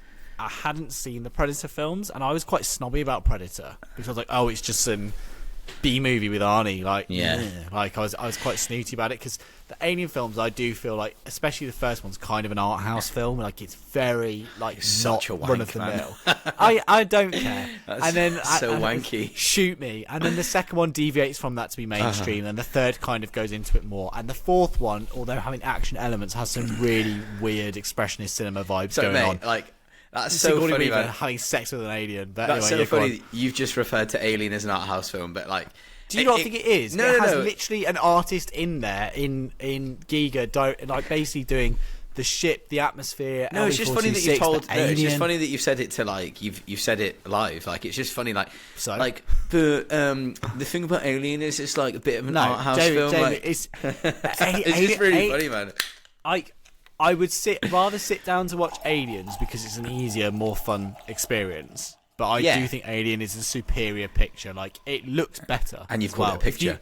If you look at the 4K of like both those films, Alien looks better, and it looks like it could have been shot yesterday. That bit is the best thing that's ever happened to you, mate. Like, it's like those two beers have hit the spot. Do you know what I'm doing? Like, I'm looking. Do you know what it is? It's the sofa. Normally, I'm so uptight because I want to get off that desk chair as quickly as possible. Tonight, I'm comfortable. I'm raring to rave. So, like, do you know what I'm doing? Here we are. I'm more animated than I was for my birthday with you on Saturday. Anyway, yeah, go on. You are, yeah, you are. All I'm doing is on my second screen looking at Mortal Kombat with Liu Kang and Sub-Zero. No. Jimmy, but yeah, more AVP chat. So yeah, okay. The studio then went with this, and this is what came of it. Now, this film, I remember being so excited for this, but I was gutted because it was designed to be a 12A from the off. And I feel like the things that I don't like about this film are that it comes from two film series which are known for their gore and violence, and strips that away from it. And that is definitely a thumbs down on my part for that element of it. It feels neutered is the word to describe it. Neutered is like the perfect phrase of like, it's a castrated film. Like, it's missing the thing that people know those series for. Gore's not essential or like the main or only part, but it is definitely a part of both of those film series. If you strip that from it, like, it just feels weak. And parts of this film do feel weak. But this film for me is like a really good idea in terms of the script, and as well, let's not say script, in terms of the plot and the setup. But I feel what's lacking is the execution of the human characters, the model and creature effects, and how all the stuff with the Alien and Predator is done. The integration of CG and practical and puppets, I think, is genuinely incredible. It's and I think that's 10 out of 10. It's weirdly made it age better. Like, rewatching it, and do you know what? Like, Red Letter Media talked about this, and Jamie and I watched the thing. It was like weirdly better than you remember, and I'm like, yeah, that is kind of like my summary of watching. Massively better than I remember. I was dreading watching this. So you were, yeah. You were actually angry when I said to you about watching it. You were like, yeah. You literally went, why? Literally like this. You would go, why? And I was like, because. I wanted to watch. I wanted to do this crossover episode. I wanted to do Who Framed Roger Rabbit. John's never seen, and everyone's gonna be like, seen bits. Well, why the hell didn't you do Who Framed Roger Rabbit? Because it's a far superior film, which it genuinely is. However, yeah, it is. I watched this, and I was like, oh, I just really can't be bothered. Like, the last time I watched it was in the cinema in year 10. Oh, you saw it in the cinema? Oh, yeah. Lucky boy. And I'll never ever forget. It was probably the scariest film I'd ever seen at the cinema. Like, just that's hilarious. Just really not scary, but yeah. No, but there's a couple of jump scares, and I remember the guy sitting next to me kept jumping and scaring me, and I was like, really? I was like, this guy's like really pissing me off. Like, no, because when someone jumps, it scares you. But there's a couple of like scenes like where it's like it will like. I don't know, little jump scares. But the guy next to me he kept scaring me, and that was quite annoying. But I remember not hating it at the time. But then again, I was young, so that's the reason why I've not revisited Masters of the Universe yet, because I love that film so much, and so I can't see past the fact that it's great. So can I just start with saying the tagline to this film? So we'd argue that the tagline to Alien is one of the greatest taglines of all time. In space, no one can hear you scream is the Alien one. And actually, this film is whoever wins, we lose. Banger. Very good. Banger. Very good. Well done, Fox Marketing Department, for doing something right. Well done. Yeah, well done. That's great. And the film is basically about. Would you like me to describe it, or you, John? Yeah. Sorry, you go for a synopsis. I like it. It's basically a group of scientists see an unidentified heat signature in Sector 14. Now, one confusing part about the film that did confuse me a bit was Lance Henriksen playing someone called Charles Bishop Wayland, which I just found quite confusing. So, am I right in thinking Bishop? Such a noob. Why? Bishop from Aliens, the android, is based on the creator, and the creator of Weyland-Yutani is this guy. This is Mr. Wayland, the original. So it's basically like the idea of in the future we're going to have robots at home looking after us who look like Elon Musk or Jeff Bezos. All right. Well, I'm such a noob. I'm such a... Sorry, Alien series lore is important to me, despite the fact that these are no longer canon in the Alien series because of Prometheus and Covenant. Right. No, so maybe think about it. Who's Wayland in Prometheus? Guy Pearce. Yeah. Completely different. Okay. And then Bishop is played by Michael Fassbender in Covenant, is he? David. Right. Different vibe. Oh god, it's so complicated. Anyway, so this is quite an easy synopsis. Anyway, so there's an unidentified heat signature in Sector 14. Wayland Industries, led by Charles Bishop Wayland, who's played by Lance Henriksen. It starts off very James Bond. They're assembling a team, which I just found really funny. There's a couple of Maxwell Stafford, who's played by Colin He's Salmon. in Bond. Yeah. So it starts off very like Mission Impossible, James Bond, like, and it's like they're assembling a team of like all these different people, which I just found quite funny. And one thing that I did find hilarious was when the main character Alexa Woods, played by Sanaa Lathan, is climbing up a cliff. At the top of the cliff. She doesn't hear the helicopter. Yeah, it's ridiculous. Like, so there's a couple of like really shitty bits in this film, but like for the most part, that's like any 90s action film. It's like at the end of Yeah. Goldeneye, where there's a whole army around them, and they're like, "Oh, what? There's a helicopter just happens to be hovering, and I didn't hear it." Isn't Mission Impossible 2 start with like him climbing up a mountain as well? Like, Yeah. and a similar thing happening. He gets a call and he's like taking the call. So like that's what it reminded me of. Similar like, vibe. That's reminded me very of- true. Actually, that's very true. Yeah, 2000. so That was. It really Yeah, reminded me of yeah. that. Like so. Okay. So that happened, and then essentially they go and investigate this. They get an expert in each area, and they go and investigate the heat signature, and they find that there's a temple underneath the ground, and so they're going. It's in the middle of Antarctica, so very cold, but that's just not even acknowledged. And they go underneath. Doesn't matter. No, it just doesn't matter. They go underneath into an Indiana Jones style temple and start messing around with stuff, which was a bit silly. And then before we know it turns out like the temple is basically the playground for where the predators become adults. So horny teenagers go there, and they have to go and kill some of like the perfect prey, which turns out to be aliens. So humans are lured in there every 100 years. They have super quick chest burster alien process, and the aliens come out, the queen starts making eggs, and then the predators go and shoot the crap out of them. But the problem is in this film is the humans have gone and stolen their weapons, and as they've stolen their weapons, they're annoyed about it. And basically the film is watching that chaos unravel as humans are getting in the way of predators doing their coming of age ritual. So the reason Jamie likes this film is it's a coming of age film for predators. That is, I didn't realise that was the case, but apparently, that's exactly why I like it. What I like it about it is that it starts off very like Alien, whereas like you get that good 40 minutes in most films in the 70s and stuff, and like most like horror films and stuff, you would get a good 40 minutes. Yeah, 40 minutes of nothing happening really, like in just a bit of, well, I say character building, which is really funny, but because there ain't much character building, like lack thereof.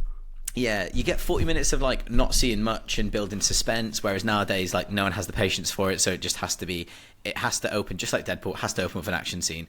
Otherwise the audience loses interest and opens a phone and goes on TikTok. That reminds me, there was a girl sitting two seats next to me watching Deadpool, and she enjoyed the first hour, and the last hour she just sat on her phone basically for the whole film, and I was like, this is wild. The reason why I like this film is because it does do the quick build, the slow build, sorry, and then the last hour is just it's complete batshit crazy, balls to the wall, like action, and the action is good. Like people were complaining about like some of the action, like how like they get like the predator gets dragged up like this bobsleigh. like that bit does look pretty ropey. I'm not I gonna give a lie, shit. don't Like you? it's. I'm just like they're getting chased by like a massive queen. I'm just like It's stupid. Like all of it's stupid. And like if I think again, if saying that, if this was released tomorrow and it hadn't come out and I saw it, I'd probably think it's a disgrace, because I remember being really snobby about mixing the properties anyway, despite the fact the games did it and the comics. I used to be really like no. But in terms of like for what it is, it's just a fun setup. It's basically it's a disaster movie. It's they go and discover a thing and they get in the way, and then basically they're watching these aliens beat the hell out of each other, and then they have to escape. And the thing that annoys with it is, we'll get into this because it relates to a question, but like what it lacks is that severity of the previous films. Because you've neutered down the violence, you're missing a key aspect of like what makes it terrifying. And the other thing is, there's sets like in Cube, which is like the pyramids constantly changing, but like we don't really feel the effects of that. Like you want someone to break their leg or get stuck like in 127 hours with their arm in a wall, and then they get killed by a predator, or like you. That's That's what or it even, needs. or even like Fade Alvarez with Romulus or do something like that. he will, hands down. or even like Hands down. someone getting a face hugger on them, and you're waiting for it to come out, and you're waiting for like you're fighting against the clock to. In this film, like it should be said, the Alien film in like one, it takes ages for it to gestate, and then for the aliens to come out. And in this film, within seconds, isn't it? It feels it's like minutes between them being impregnated and them coming out. But then someone's like, "Oh, it's different because they're in the temple." I don't actually care. Like, truth be told, like it's fine. It's brain off. Like it's definitely brain off, isn't it? You know, it doesn't work within the thing. But like, yeah, it's different because it's a hunting ground, and the how's the alien queen like strapped up the way she is? Well, the Predators probably did it, so maybe they've got technology and yada yada yada. All that aside, I think this film is a great concept with poor execution. And when I say poor execution, I mean with the human characters. I actually have no qualms because the direction is good. The Alien Predator stuff on the whole. But what I would say, and the reason you can tell it's cheap, and I'll tell you what those are. One, the actors around Henriksen aren't great. Let's be honest. Excuse me, I would like to one note. reference pretty one note. Spud from Trainspotting. That's the first thing I put in this. Spud from Trainspotting's in here. He's played by Graham Miller. The problem with the characters is that the only thing you find out from any of them is that like they've got one of them's got kids. That's it. Like, and he's the one with kids. She's the one whose dad died mounting Everest and whatever. The Italian guy kind of fancies Alexa, the main woman. It's just like there's no kind of peril for any of them, really. The thing is, they talk about, we've done the alien thing and given it 40 minutes, but like you knew more about that crew in the first Alien within that first 40 minutes than you know through the entire runtime of this film. So that is the problem. Same with Aliens as well, because Aliens really, like, those Marines are kind of caricatures of themselves in terms of it's like, this one's the cocksure one who ends up being the shy one. This one's like the one that everyone takes the piss out of, but very she's colourful. But it does a good job of saying, like, they kind of are cardboard cutouts, but we follow through and we develop it further. They're stereotypes. Nice flourishes. They're stereotypes of each kind of thing, But this doesn't even have that. It's just like this is this person, and this is their one opinion throughout the entire thing. And like that's the frustration with it. I think it's really super interesting how close this is to Prometheus. Like the setup is Wayland going on a scientific expedition to find something, etc., etc. And like considering how against Alien vs Predator Ridley Scott was, it is incredible to me how close the beats are. He must be Prometheus. Like, should we do that but better?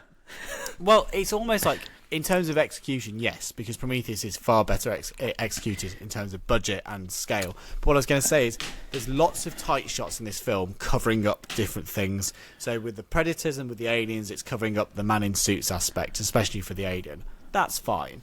But there's lots of tight shots at other points because the sets probably aren't as big as you think they should be. Do you know what I mean? And they don't. I don't think at this point there was much digital extension. He's done a wonderful, not loads. He's done wonderful with his budget. But you could argue it adds to the claustrophobia of the film because it is a claustrophobic environment. When the walls start closing and stuff, it is claustrophobic. But it's. I think for me, it's almost like a really good showreel. I think it's Studio ADI who do all the visual effects. It is, yeah. In terms of like the creature stuff, but I just feel like the human stuff is lacking. I'd have taken an extra 20 minutes of runtime to actually have more of a care, like because even when they're in the temple and they have the first attack, we never get the downtime to then really get their reactions. It's just kind of like on to the next one. But it's not humans; it's Alien versus Predator. Yeah, but anyway, look. I'm sounding nitpicky, but there's. I really enjoy it. Like it's switch off fun, and I'll be honest. Then, like Jamie said, there's 40 minutes of build up, and then basically you get an hour of just non-stop, and it's done. And then you're like hour and 45 minutes of this, brilliant. Yeah, the first fight. So I've put here like it's there's a couple of really good shots where he uses like a high shutter speed, doesn't he, on a couple of shots. So like it. Some people don't like that, but yeah, I think it looks good. It's men in suits and animatronics like combined, and it just looks unbelievable. The first look at the alien, I think, is really, really impressive. Like it's like laying the eggs, the physical nature of the hands. Pardon? Yeah. You mean when you see the Queen? Yeah, like it's Queen's like well done. yeah, and the when they the room they get trapped in, so they obviously get trapped in a room at some point, which is like quite an interesting part of the film. It's like the sacrificial chamber, which has the same exact pod layout as in the first Alien film on the Nostromo. Exactly. Yeah, and they've got the guns, Very good. and the alien eggs pop out. I think that's very scary. Like when everything closes, and the only thing I don't like is it's got that 2000 speed ramp. Like in Die Another Day. Yeah. Like, and it's a bit Matrixy. Like they when jump out and it does the like.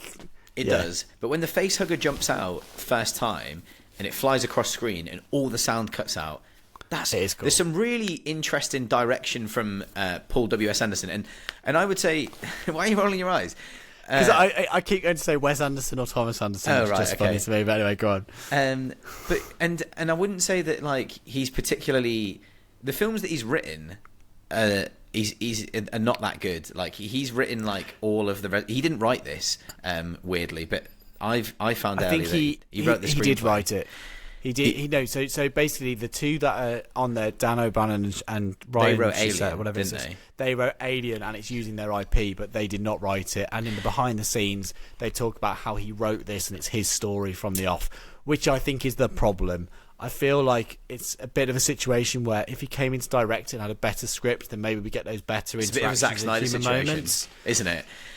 Yeah. Sorry, finish your point, because then I think we've got loads of questions which are going to lead into the stuff we're going to talk about. So go for it. I just think that first fight between Alien and Predator really well done, genuinely awesome. Like, and there's 3 Predators in it, and you've got obviously the daddy that's like the best fighter, obviously. And you've got the other 2 that do die. But the first fight is just like, he hasn't got his... And you don't realise until later, but he hasn't got his gun, so that's why the alien's winning. And I'm just like... I have got down here, like, for you, John, like, who do you think is cooler, like, Alien or Predator? Like, who's your favourite out of... I've never been that into Predator. Have you not? No. So, like, I saw Predator 1... probably for the first time in about 2016-17, so I never had the... Was that with me? Outside? No. Saw it okay. before then. That was only last year we saw that. Right. But that's my... We were supposed to do a Predator episode that got cancelled. We watched Why did that get cancelled? We watched both films. And yeah, we did, and then we got... Why did that get cancelled? We didn't know. Anyway, who knows? But I... So, yeah, I always preferred the Alien. I thought that... I kind of was snooty and didn't believe they belong in the same universe, because I always think, and I still believe, that all the Alien films are on a higher pedestal for me than the Predator ones. They always have been and always will be. I fully agree. Yeah, I mean, and I think I like Predator films. I really enjoyed Predator 2. Like, we never did the episode on it. Predator 2 was one of those films that people don't like, and I was like, why not? This is mad. Absolutely Predator 2 is like. Some brilliant CG. I would say they're very different. Like, obviously, Predator 1 is just like an action film. It's classic. It's just just a classic action film. Yeah, whereas it's up there with Aliens. I can see why the crossover happened from those two. I personally think that Aliens is a far better film than Predator.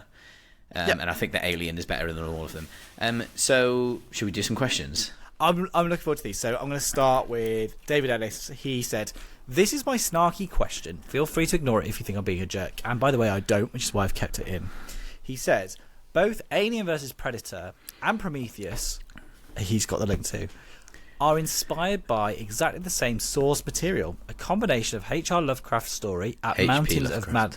Sorry, H.P. What did I say? H.R. Yeah. H.P. Lovecraft's story at the Mountains of Madness and the works of Eric van Daniken, who claimed that alien astronauts once visited Earth and influenced human life.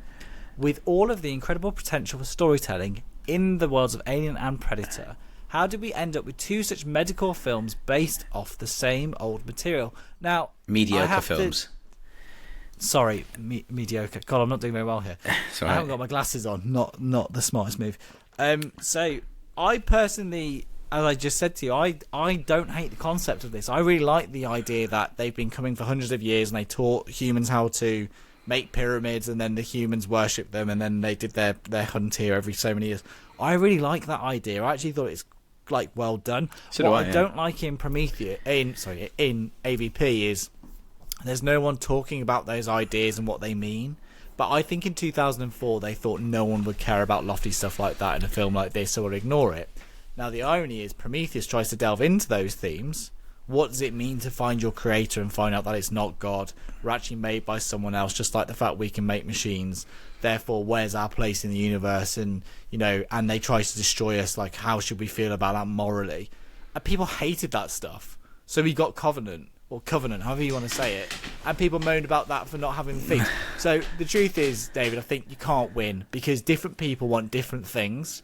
I feel like Prometheus is a better version of this in many respects. But also, it still has sucky human characters. Like, more about them. Like, there's a guy who's like, I love rocks, is the joke. And you get the scientists, but they still do stupid things. Like, they're not wearing helmets when they're in this brand new environment or whatever. But I sound like an arse and like a nitpicker with these suggestions, so I don't want to do that. Like, there is an element of you just got to go with it, haven't you? But I wouldn't agree that they're both medical. I feel like you could say Alien vs Predator is genuinely a mediocre film, but I feel like Prometheus isn't. I feel like Prometheus was aiming to be like 2001: A Space Odyssey, Star Trek the Motion Picture, those sci-fis with big overarching ideas. But if you're not engaged with them and you don't really care about them, then it kind of leaves you cold because there's not much else going on. It's a lot of pondering. This is the opposite. There's no pondering, it's all action. But I could have done with a bit of pondering. Sorry, Jamie, go. No, I think that's a really good point. I say this. I love talking about the Alien films. Yeah, I say this about Star Wars all the time, don't I? He says, with all the incredible potential for storytelling in the worlds of Alien and Predator, how did we end up with two such mediocre films based off same material? So I say this about Star Wars all the time. Like, outside of the original trilogy, there is so much mediocre content after releasing such a wonderfully fleshed out and realized world of such amazing ideas. And I think a lot of the time there's just too much reliance on the strong IP and not in if you release dates, hit the release date, get the IP out, like Alien 3. The reason that is what it is because they were like, it has to be out summer 92. There is no choice. Like, it's out. Boom, go. Exactly. Doesn't matter what script we make as long as it gets out. And then because Die Hard had taken the budget from Alien 3. Did you remember what the studio head said about Alien 3? He said to Fincher tried to redo a shot for like a 10th time or something, and he was like, you could release a video of someone pissing up a wall and call it Alien 3 and it would still make X amount of million. Just get it done. So, like, that, if you ever want, like, studio attitude towards things, that is it. But that is the problem, isn't it? Like, the reliance on the IP. Like, so we've obviously had Terminator 1, Terminator 2, and then Genesis. All downhill until Dark Fate. I like Salvation better. We know. It's just, I was just baiting you a little bit. But mostly, like, you've probably got 3 good Terminator films out of 6 or 7. I'm not going to sit there. There's that many as well. Yeah. It's actually ridiculous. But it's to the point of where, like, it's at the end of the day, like, it is just an IP, and it knows that it will make money. And when you get someone like Paul W.S. Anderson, who at the time had only, and by the way, there's scenes in this that look exactly like Mortal Kombat. But who at the time hadn't really done anything of note, like. Event Horizon looks like Alien was probably a big help for this. Well, he did Event Horizon, and he did Resident Evil at this point, and then he was supposed to do Resident Evil 2, and he didn't. Bailed. Which is probably a good thing. And he bailed for this. So the reason why he didn't do Resident Evil 2 is because he wanted to do this. Now the fact that the studio, he was like, I'll do it cheaper, and he done it for 70 million, and it made 177. So. Like, it's just money, isn't it? And so that's the sad thing. No one's going to say, well, Fincher wasn't a known quantity at the time. It was his first film at the age of 27. Yeah, something like that. Yeah. By the time it finished, he was probably 29, I think. Yeah, so it's a shame that, like, they would go and get someone that's relatively unproven at the time. That's another reason why, because they've also let Paul W.S. Anderson write the script as well, and he hadn't exactly written any bangers. I think in his defence, he had a track record of delivering things that looked bigger budget than they were, but at cost and under budget. He did that for Mortal Kombat. He'd done that for Event Horizon and something else. That's why he got the job.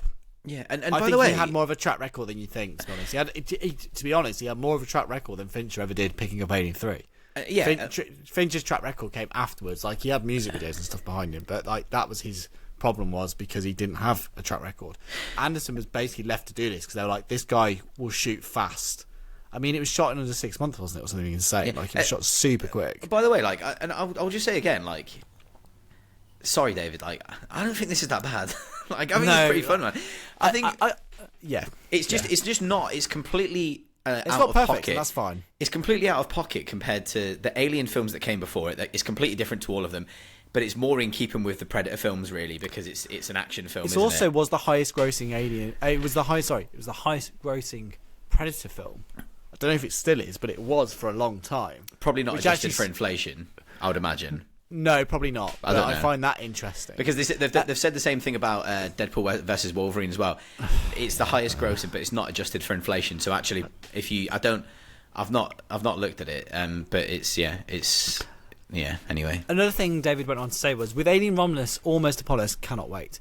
What are your thoughts on the return to practical effects? Are you excited for some old school monster movie making now? Yes, I am. We talked about this recently. Jamie will agree with me. We watched, was it Cabin in the Woods? Fade Alvarez? No. Evil Dead's Rise. Evil Dead. Evil Dead, the remake. Evil Dead. And that looked to have a great mix of practical and CGI, and we're definitely going to get that again. What I would say, David, on that basis, though, is I actually feel like this film has a fantastic integration of the practical and CG, and they used it very sparingly. There's 2 shots where the alien feels a bit weightless, but if you actually pause it and freeze frame it, in terms of photorealism, I think it's pretty much there. And that's really nice to say about from 2004. It's stunning. It plays to the strengths, doesn't it? It shows them in the dark. It knows that it doesn't have to render as much detail then, because if it's in a darker environment, you can hide more things. And like, that's a good thing to do. So like, I feel like they made the most of the technology available to them at the time. By the way, the film... And so will this film, by the way. Alien Romulus will definitely do the same. But it's a lot easier now. Yeah, the film got slated. So AVP did get slated for its like lighting. People didn't like the lighting. I just think the effects... I don't have an issue with it, man. The effects are like... Honestly, from 2004, it looks... I was watching, my jaw was dropping. I was like, this could have been made last year, and I mean that, and I really mean that. It looks like a lot. It looks better. Because as well, and like we've talked about this before. Remember when we said with Deadpool, the CGI looks much better than it did in the second one or whatever, and we said because they had less budget, so they have to storyboard the hell out of it. Because someone said, oh yeah, like, you said this, yeah. When you watch something like Alien vs Predator, every shot's very specific, but that's probably because it's been shot so cheaply. You don't have time to experiment. You just board it and you shoot it. Yeah. Like there's no room for improvising in the middle. I'm sure they probably do, but like that's the impression you get. But the other part of that is, if you're so specific with things like Godzilla -1, if you know you've only got 20 VFX shots, you'll do your damnedest to make sure those 20 look incredible, because that's all the budget you've got to stretch for. So they've got to be worth the investment. Otherwise, why do it? So I feel like this film achieves this. Final question from David was, when will John man up and give us an Alien 3 episode of the pod? I don't care if it's the longest podcast ever recorded. I will listen. Now, episode 100 is upon us. No, I'm joking. I've written that down. Have you actually? We've got. I literally put episode 100 question mark. We've got. So did I. I put that exact thing. That's hilarious. So we've had some ideas about episode 100, and but we want to do Hitchcock it's stuff. 20 episodes away. So what I might do is just put a poll up, and you're gonna get it at some point. You will get it at some point. Obviously, the scary thing is, and I know that John feels this, is that once it's done, it's done. And that's quite terrifying. There's a few films like where we've like, oh, we really want to do 2001. Terminator 2. Talked about Terminator 2. We haven't done Alien. There's a few where we're like, when it's done, it's done. And like it, and you do kind of not want to run out of stuff. And also like we do new release stuff, and it does fairly well. But like sometimes when you do like when we did the Back to the Future episode, it just goes like that. Because Alien 3 won't do very well, and I don't care. It won't as well. I don't care about that. Like, and for people who get annoyed about me banging on about it, will hate it even more. But like, so there was 2 ideas floated around. So for those of you listening, the first idea was doing a Hitchcock kind of eras episode. So we were going to do, and I know it sounds like a bit of a cop out, but we're going to do episode 100, part 1, part 2, and part 3. and we were going to do his eras from basically the 40s and 50s, the 60s, and then the 70s, and that's what we were going to kind of do that and get different like Hitchcock historians on for each one, because there's people out there that study Hitchcock and that kind of thing. So that was the one idea, and then the other idea was I had thought about doing, mate, get them dogs sorted out, mate. It's not my dog. Then the other idea was Alien 3. And Mortal Kombat, I'm guessing. Our two favourite films. No, but yeah, it would have to be something like that. Or films that we don't shut up about. Yeah, it would be. Yeah, it would be Alien 3 and Mortal Kombat. Yeah, sounds like a plan actually. The more we're saying it, but anyway.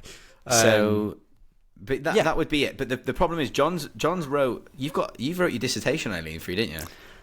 Yeah, but partly it was about Fincher and it was a large project. The problem is, when I go on my Alien 3 thing, like my dissertation, I will deep dive back into it, and I've got like 4 books about it, and I'll end up I will have to reread them to do it, because I will be fuming. Like, every time Jamie and I do a pod, we'll stop, and as soon as we finish recording, we go, oh, we didn't even talk about... Yeah, and if I do that on that episode, like, it won't fly with me, like, it won't sit well. It has to be perfect. And I also hate when people... I've seen video essays talk about Alien 3 and they get things wrong, and it really pisses me off, so I'd hate to be part of the problem. You would? No, I don't think you would, John. You too. I would. Anyway, next question we've got from Patch. It says, AVP films have been universally bad. Patch, we disagree. Who would be your choice of people to do it better? No, they haven't, Patch. Name your dream team for all areas, director, writer, score, and actors. Just to say, by the way, AVP 2 is absolute trash. So I tried rewatching it. I got 15 minutes in and turned it off, and I so rarely do that. But I just like, I'm too old. I'm 32 now, man. I don't have time to sit and watch something that's that bad. And like, it's based on Earth. It's modern day. It's in a cheap town. You genuinely can't see anything, because the 2 guys who did it were SFX guys, and they were like, they only looks good if it's dark. And there's actually a video on set where the cinematographer is shouting at them, telling them it's too dark, and they're like, "Shut up, Gary." And they keep on filming. So I started watching it. It's so bad. The colour grading is amongst the worst I've seen. Yeah. So how I'd improve AVP, I've written down some notes. I'm just going to read them off really, really quick. I think the premise is good, as we've talked about. I think the execution of the humans is poor. So even if the aliens and predators are well done, which I think we're on the same page about, I'd have had it R-rated or 15 rated. I want more of the violence. It's got to be R-rated at least. It's 15 at least, yeah. Yeah, so I said here, I want more of the walls when they're changing to break people's legs or break arms. I'd also have the predators not die off as quickly, because I know that upsets some people, so give it a bit more, give them more to do. Who decided who was stronger out of the aliens and the predators? I wanted to know that. That is what I wanted to know. Paul did. Paul W.S. Anderson, yeah. Thomas Anderson. No. Anyway, not Mr. Anderson. And then I have to say, in terms of who I'd want to direct, write, etc., for film score, I would have gotten Brian Tyler, because weirdly the soundtrack for Alien vs Predator 2 is incredible, but the film is terrible. So it's trying to like pick up the lack of musical motifs apparent in Alien vs Predator 1. So that was good. Good addition. Director, I would probably go with Fede Alvarez, in the terms of like, he'd make it more of a horror. It would have action in it, but it would be more horror. It would be more in the element of Evil Dead, as we talked about before, which has action-y elements, but essentially it's a horror first and foremost. I feel like that's what Romulus will be. And then I've put for writer, David Goyer, who's got some trash on his writing credits, but he did have his crossover credentials because he did Batman v Superman, which some people hate but I enjoy, but there we are. But he also did The Dark Knight. He was one of the writers on that, so I feel like if he's got that on his, that string to his bow, can't go too far wrong. What are your thoughts? I mean, I didn't really have a person that did the score, because I thought the score for AVP, which I did want to mention, was it's quite generic, isn't it, the score for AVP. For directors, though, I have had a little think, and I would actually like to see Paul Verhoeven, I think, would do... That's a very good shout. That is a very good shout. I like that. Cracking job with this, like, in terms of the hyper-violence, mate, that dog's doing man nothing. I know, he's really going for it. Yeah, hyper-violence. hyper-violence kind of thing. And then for writing, I would have just preferred something like, if we're going to go down the hyper-violence route and kind of like maybe that gore aspect, I would like maybe Shane Black to write me just some really fun characters. Did you watch The Predator? Did he? Oh, oh my god, he wrote. He's and not directed direct. That film He didn't is direct. so bad. I didn't see that actually. No, I didn't. No. Like that film is all sorts of bad. Well, sorry, just shutting you down there. I just think that I would get him to write the characters for me. No, because So, but the thing is, do he's you got. know what? Can I just say? Night, Can I just when say? we've had a few whiskeys, we'll watch that together. Right. I'm just going to put my hand up and say, I would just like to tell you, I think that was just a blip. I genuinely think it was a blip. It was a pretty big blip. He deserves another shot because, can I just tell you, he's written The Monster Squad, which we've covered on the pod, which is great. The Last Boy Scout, which is one of my absolute favourite Bruce Willis films. The Last Action Hero, Lethal Weapon, Kiss Kiss Bang Bang, The Nice Guys. So I think it was just a bit of a blip. And I think that if Paul Verhoeven was like, no, Shane, we're not going to do that. We're going to have lots of tits as well, by the way, because it's a Paul Verhoeven and also, film. You got to get a Basil. Is it Basil Papadopoulos who does the score for Starship Troopers and Thingy, which is incredible, and RoboCop? Yeah, he's amazing. Yeah, so I've got to search his name now. Paul Verhoeven would be a good shout, but sadly, I just don't think his. Yeah, it is what it is, you know. Basil Polidorus did RoboCop, Conan the Barbarian. He did Conan the Barbarian's great, by the way. But he also did some of Free Willy, apparently. Great. But do you know what? Sorry, completely unrelated. I saw a great Instagram reel the other day, and it was like, being brought up in the 90s made you think that this was possible, and it was Free Willy doing the jump with like 10 cuts in between. And I was like, oh my god, my childhood. So good. Yeah, that film's traumatizing. Okay, next question. Are you done? Yeah. I don't have anyone else, really. Next question is, what's the crossover you want to see, existing comic book or made up one that would cook? But I'm also going to link this to Kate's question, which is, pitch me a crossover that you would like to see, weirder the better. So the one I went for is, there is a Batman versus Predator comic, which is surprisingly good. And I'd be up for seeing that with maybe the Ben Affleck one, because he's already dealing with space aliens and stuff anyway, because of Darkseid and all that jazz, so why the hell not? The other one feels like it might happen, which is Transformers and G.I. Joe is about to happen, isn't it? That's, like it was hinted at. But the one I thought would be quite fun, because it's so ridiculous at this point, is Transformers and Fast and Furious, because they're practically there anyway. Like, you could mix those two up. That'd be pretty cool. Mental. Yeah, that would be wicked. wicked. It's cool, but it's not. Like, they're so, like, bad. I would like to hear Vin Diesel just do the voice of a robot. Like, that would just be great. He's just be, I am Groot. Well, yeah, basically. I think that for this one, it's hard for me because there's not really many. I'm not a massive fan of crossovers, to be clear. Nor ironically, me. I would quite like to see. I would love to see something like James Bond and Mission Impossible, like James Bond clashing with like. So I had that written down, but Did I was you? like, No way. But then what would that actually look like? Would it just be Tom Cruise and Daniel Craig disagreeing with each other for the entire film? Maybe like a race. I'm going rogue. No, I'm going rogue. Well, no, I'm going against my agency. Well, no, I'm going against my agency. Do you know what I mean? It'd just be good seeing them as a pair. You know, it was like, I don't know. To be honest, it's difficult. Like, so there was a game back on the Sega Genesis, I think, back in the 90s. Yeah. Back in the time machine. Terminator and RoboCop was like a crossover. Yeah. Which would be quite cool if you would have Terminator beat the crap out of him because RoboCop's really slow. Absolutely smash him, mate. Like, he would. But I just think that would be quite cool because obviously, yeah. But I don't. If I'm being honest, I was thinking about it. I'm like, I can't think of anything positive that I would like to see because there's not really. It's just. It's the truth is, like, it always feels it's for the sake of it, because like Batman v Superman suffers from the same thing no matter how you write it. I feel like the justification in Batman v Superman is good. The opening kind of like, you're watching an alien destroy a city. Like, you can understand why Batman's pissed off, but like, it's really hard to make the justification for why they have to meet. And I feel like I've never seen Freddy vs. Jason. Does that tick that box? Does that do well with that? Because that's another reason why I think AVP happened, because that did well, and then they were like, hey, we've got two things we can mix.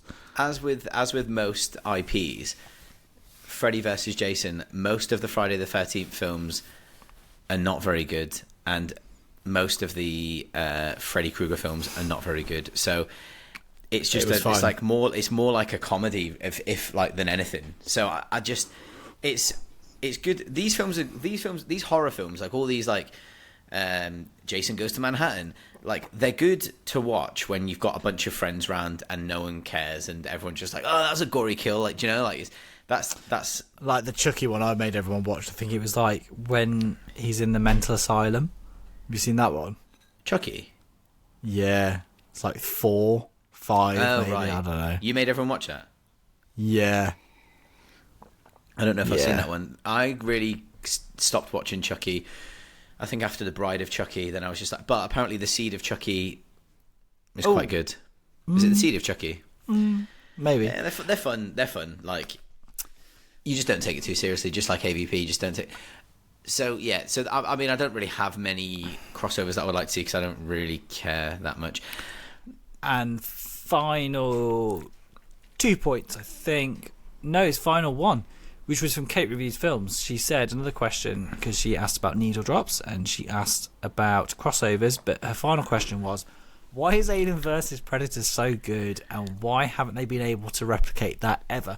I'm pretty staggered they didn't try and relaunch the AVP series when Covenant and Prometheus didn't do what they wanted them to do. I'm surprised they didn't go to that well again, but like, I feel like there was a lot of bad noise after, especially Requiem. I don't remember people hating on Alien vs Predator all that much. I don't think people loved it, but I don't feel like it was like that negative. It sits at a 2.5 on Letterboxd, so it's like. But then the second one, it was like, no, this is genuine trash. Like, I can't believe that film even has the title Alien vs Predator or any budget or anything. Like, it's genuinely one of the worst things I've ever seen. Like, it's that bad. It's not even a fun watch after a few beers.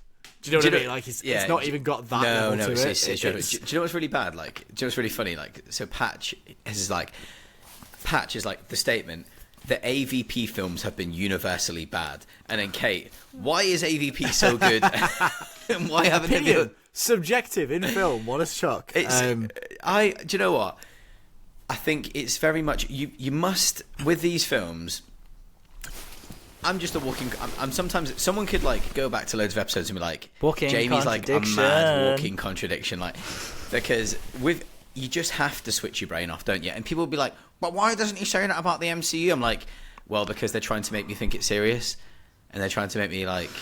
I just think that. Do you know what I also think with some of it sometimes is, and like you probably agree with this, it's not always for us anymore as well. No, like it's not, I sadly. think that. I probably have a tinted aspect to AVP because it was kind of aimed at me when it came out. But then, ironically, I didn't like it that much when it came out. And I like it more now, which I find weird. But anyway, what I was going to say is, when with Deadpool Wolverine, I did kind of say, like, I got home and Harry just went, maybe it's not for you now. Maybe you're too old to enjoy this. I was like, I don't know if that's the case. Horrible realization. No, but. I said I kind of see where you're coming from, but I said I don't know. I just feel like it just didn't satisfy what I wanted from it. But look, we've just talked about this. Films are super subjective. But like, Kate, sorry, in answer to your question, like, it's got the great 2000s kind of trash in the best way possible.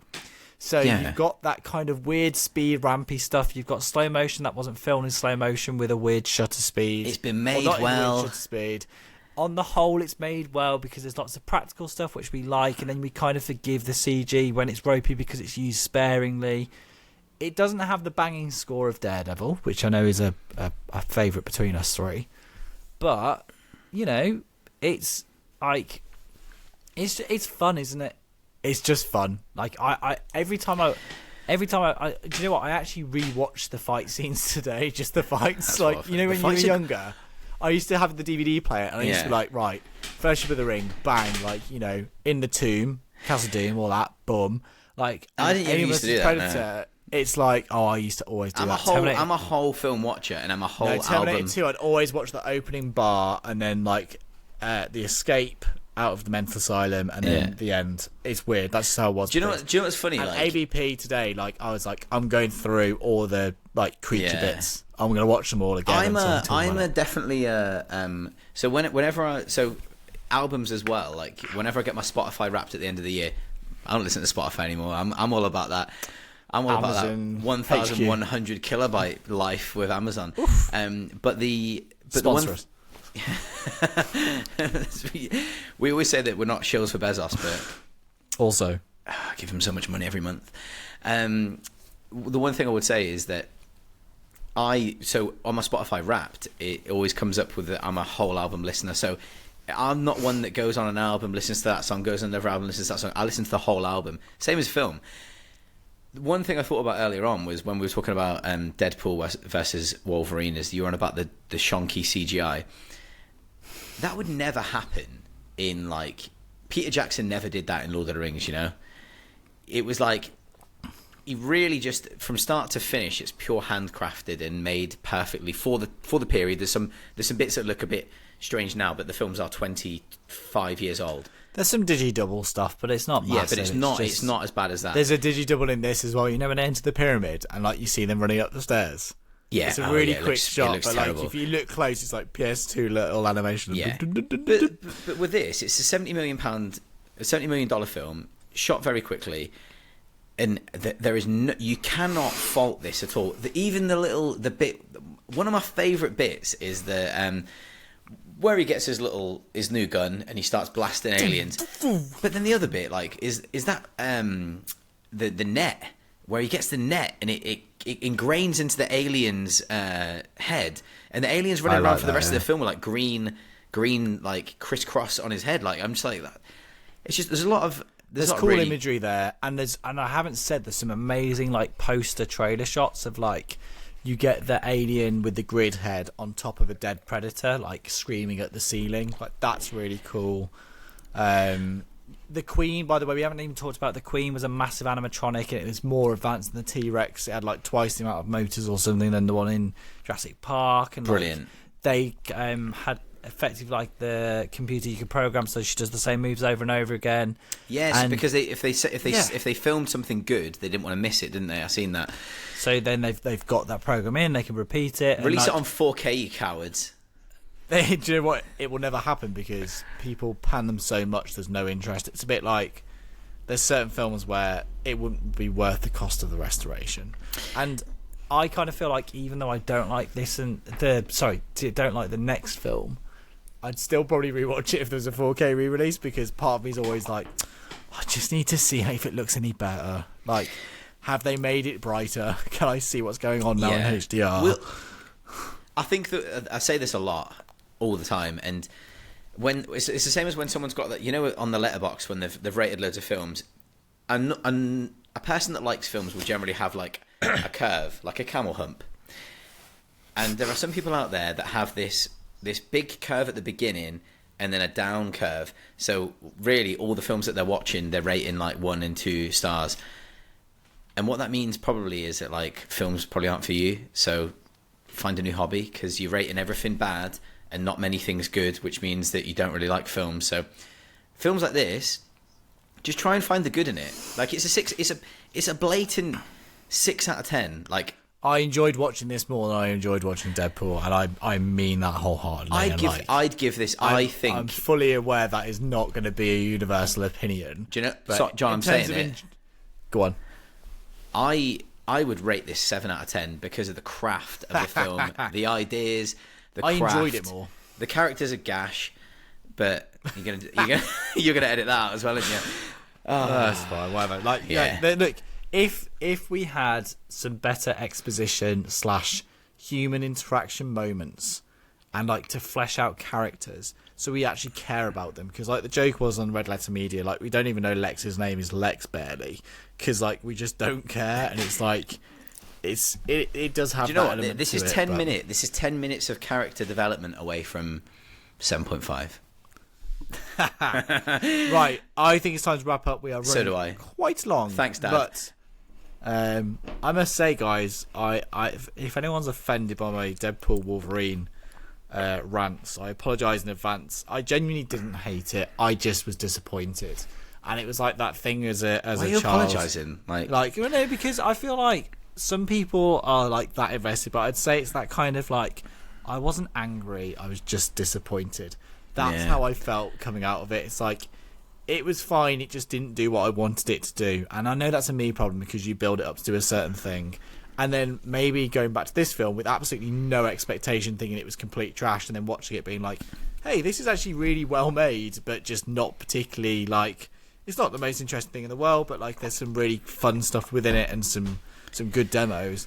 I think that's probably why I enjoyed it more, but also probably because I was emotionally less invested. It was just kind of washing over me and happening. Yeah. So there we are. However, I am very excited. Alien Romulus is out on the 16th. I probably will try and see it that opening weekend. Probably won't be able to see it on a Friday, but I'm very excited. Can we make a deal? We'll be covering it on the pod. Yes. Can we make a deal? So the next episode is Alien Romulus. Can we make the deal that if Alien Romulus is good, that we can do Terminator Dark Fate, because we can do the theme being return to form for a franchise? We can, but then everyone will hate on us because loads of people hate Dark Fate. I don't care. Okay, I look forward to rewatching Dark Fate. Yeah, fine. Romulus is going to be good. I'm 100% convinced. I love this. Do you know what? That's getting clipped. God. That's getting clipped if this is like bad. No. I tell you what. I Alien have Romulus faith. is gonna be good. It's gonna be good. I just imagine if it's Do shit. you know what, guys? I've said this before. For recap, if you're a first-time listener, welcome to the club. I liked Prometheus, and I also like Covenant. Like, people hate Covenant. I like Covenant. There's so much I like about that film. The production design of it. It's terrifying. The gore of it, weirdly, something I am weirdly into in that film, but just like the execution of it being more like a slasher. This is going to be like that. And it was really funny because the promo for this film, by the way, is like, it's a mix of Alien and Aliens, which no one's done before. I'm like, Covenant was literally that. It was literally exactly They need to that. stop, man. So anyway, it's fine. I'm excited though. Yes, I don't mind doing Dark Fate because why the hell not? It's Jamie. Oh, sorry, go on.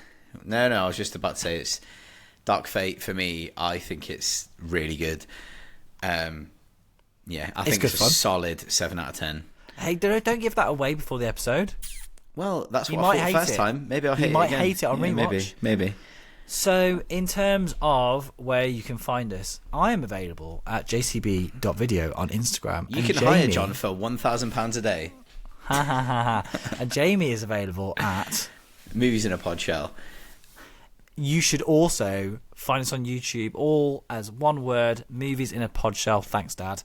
And also, you can find us on your podcast catcher of choice. Please rate us 5 stars. It really helps us out. And also, if you can share and with friends. God, I'm such a shill. Share it with your friends. It's how we get new definitely listeners. share it with your friends. And it really helps us massive. out. And look, Yeah. even if you disagree with our opinions and want to give us a load of hate, but you click on it, just do it. That'd be great too. You can also still buy our t-shirts at the Sum Up store, which Jamie will put the link for in the bio for this because we always get it wrong when we say it out loud. There we go. What are you going to do now, John? We go to bed. It's like 10 past 10. Why? 20 past 10. Oh, it's only 20 past 10. The world's your oyster. I'm going to go up and I'm going to get into bed and I'm going to read. Everyone was getting excited there.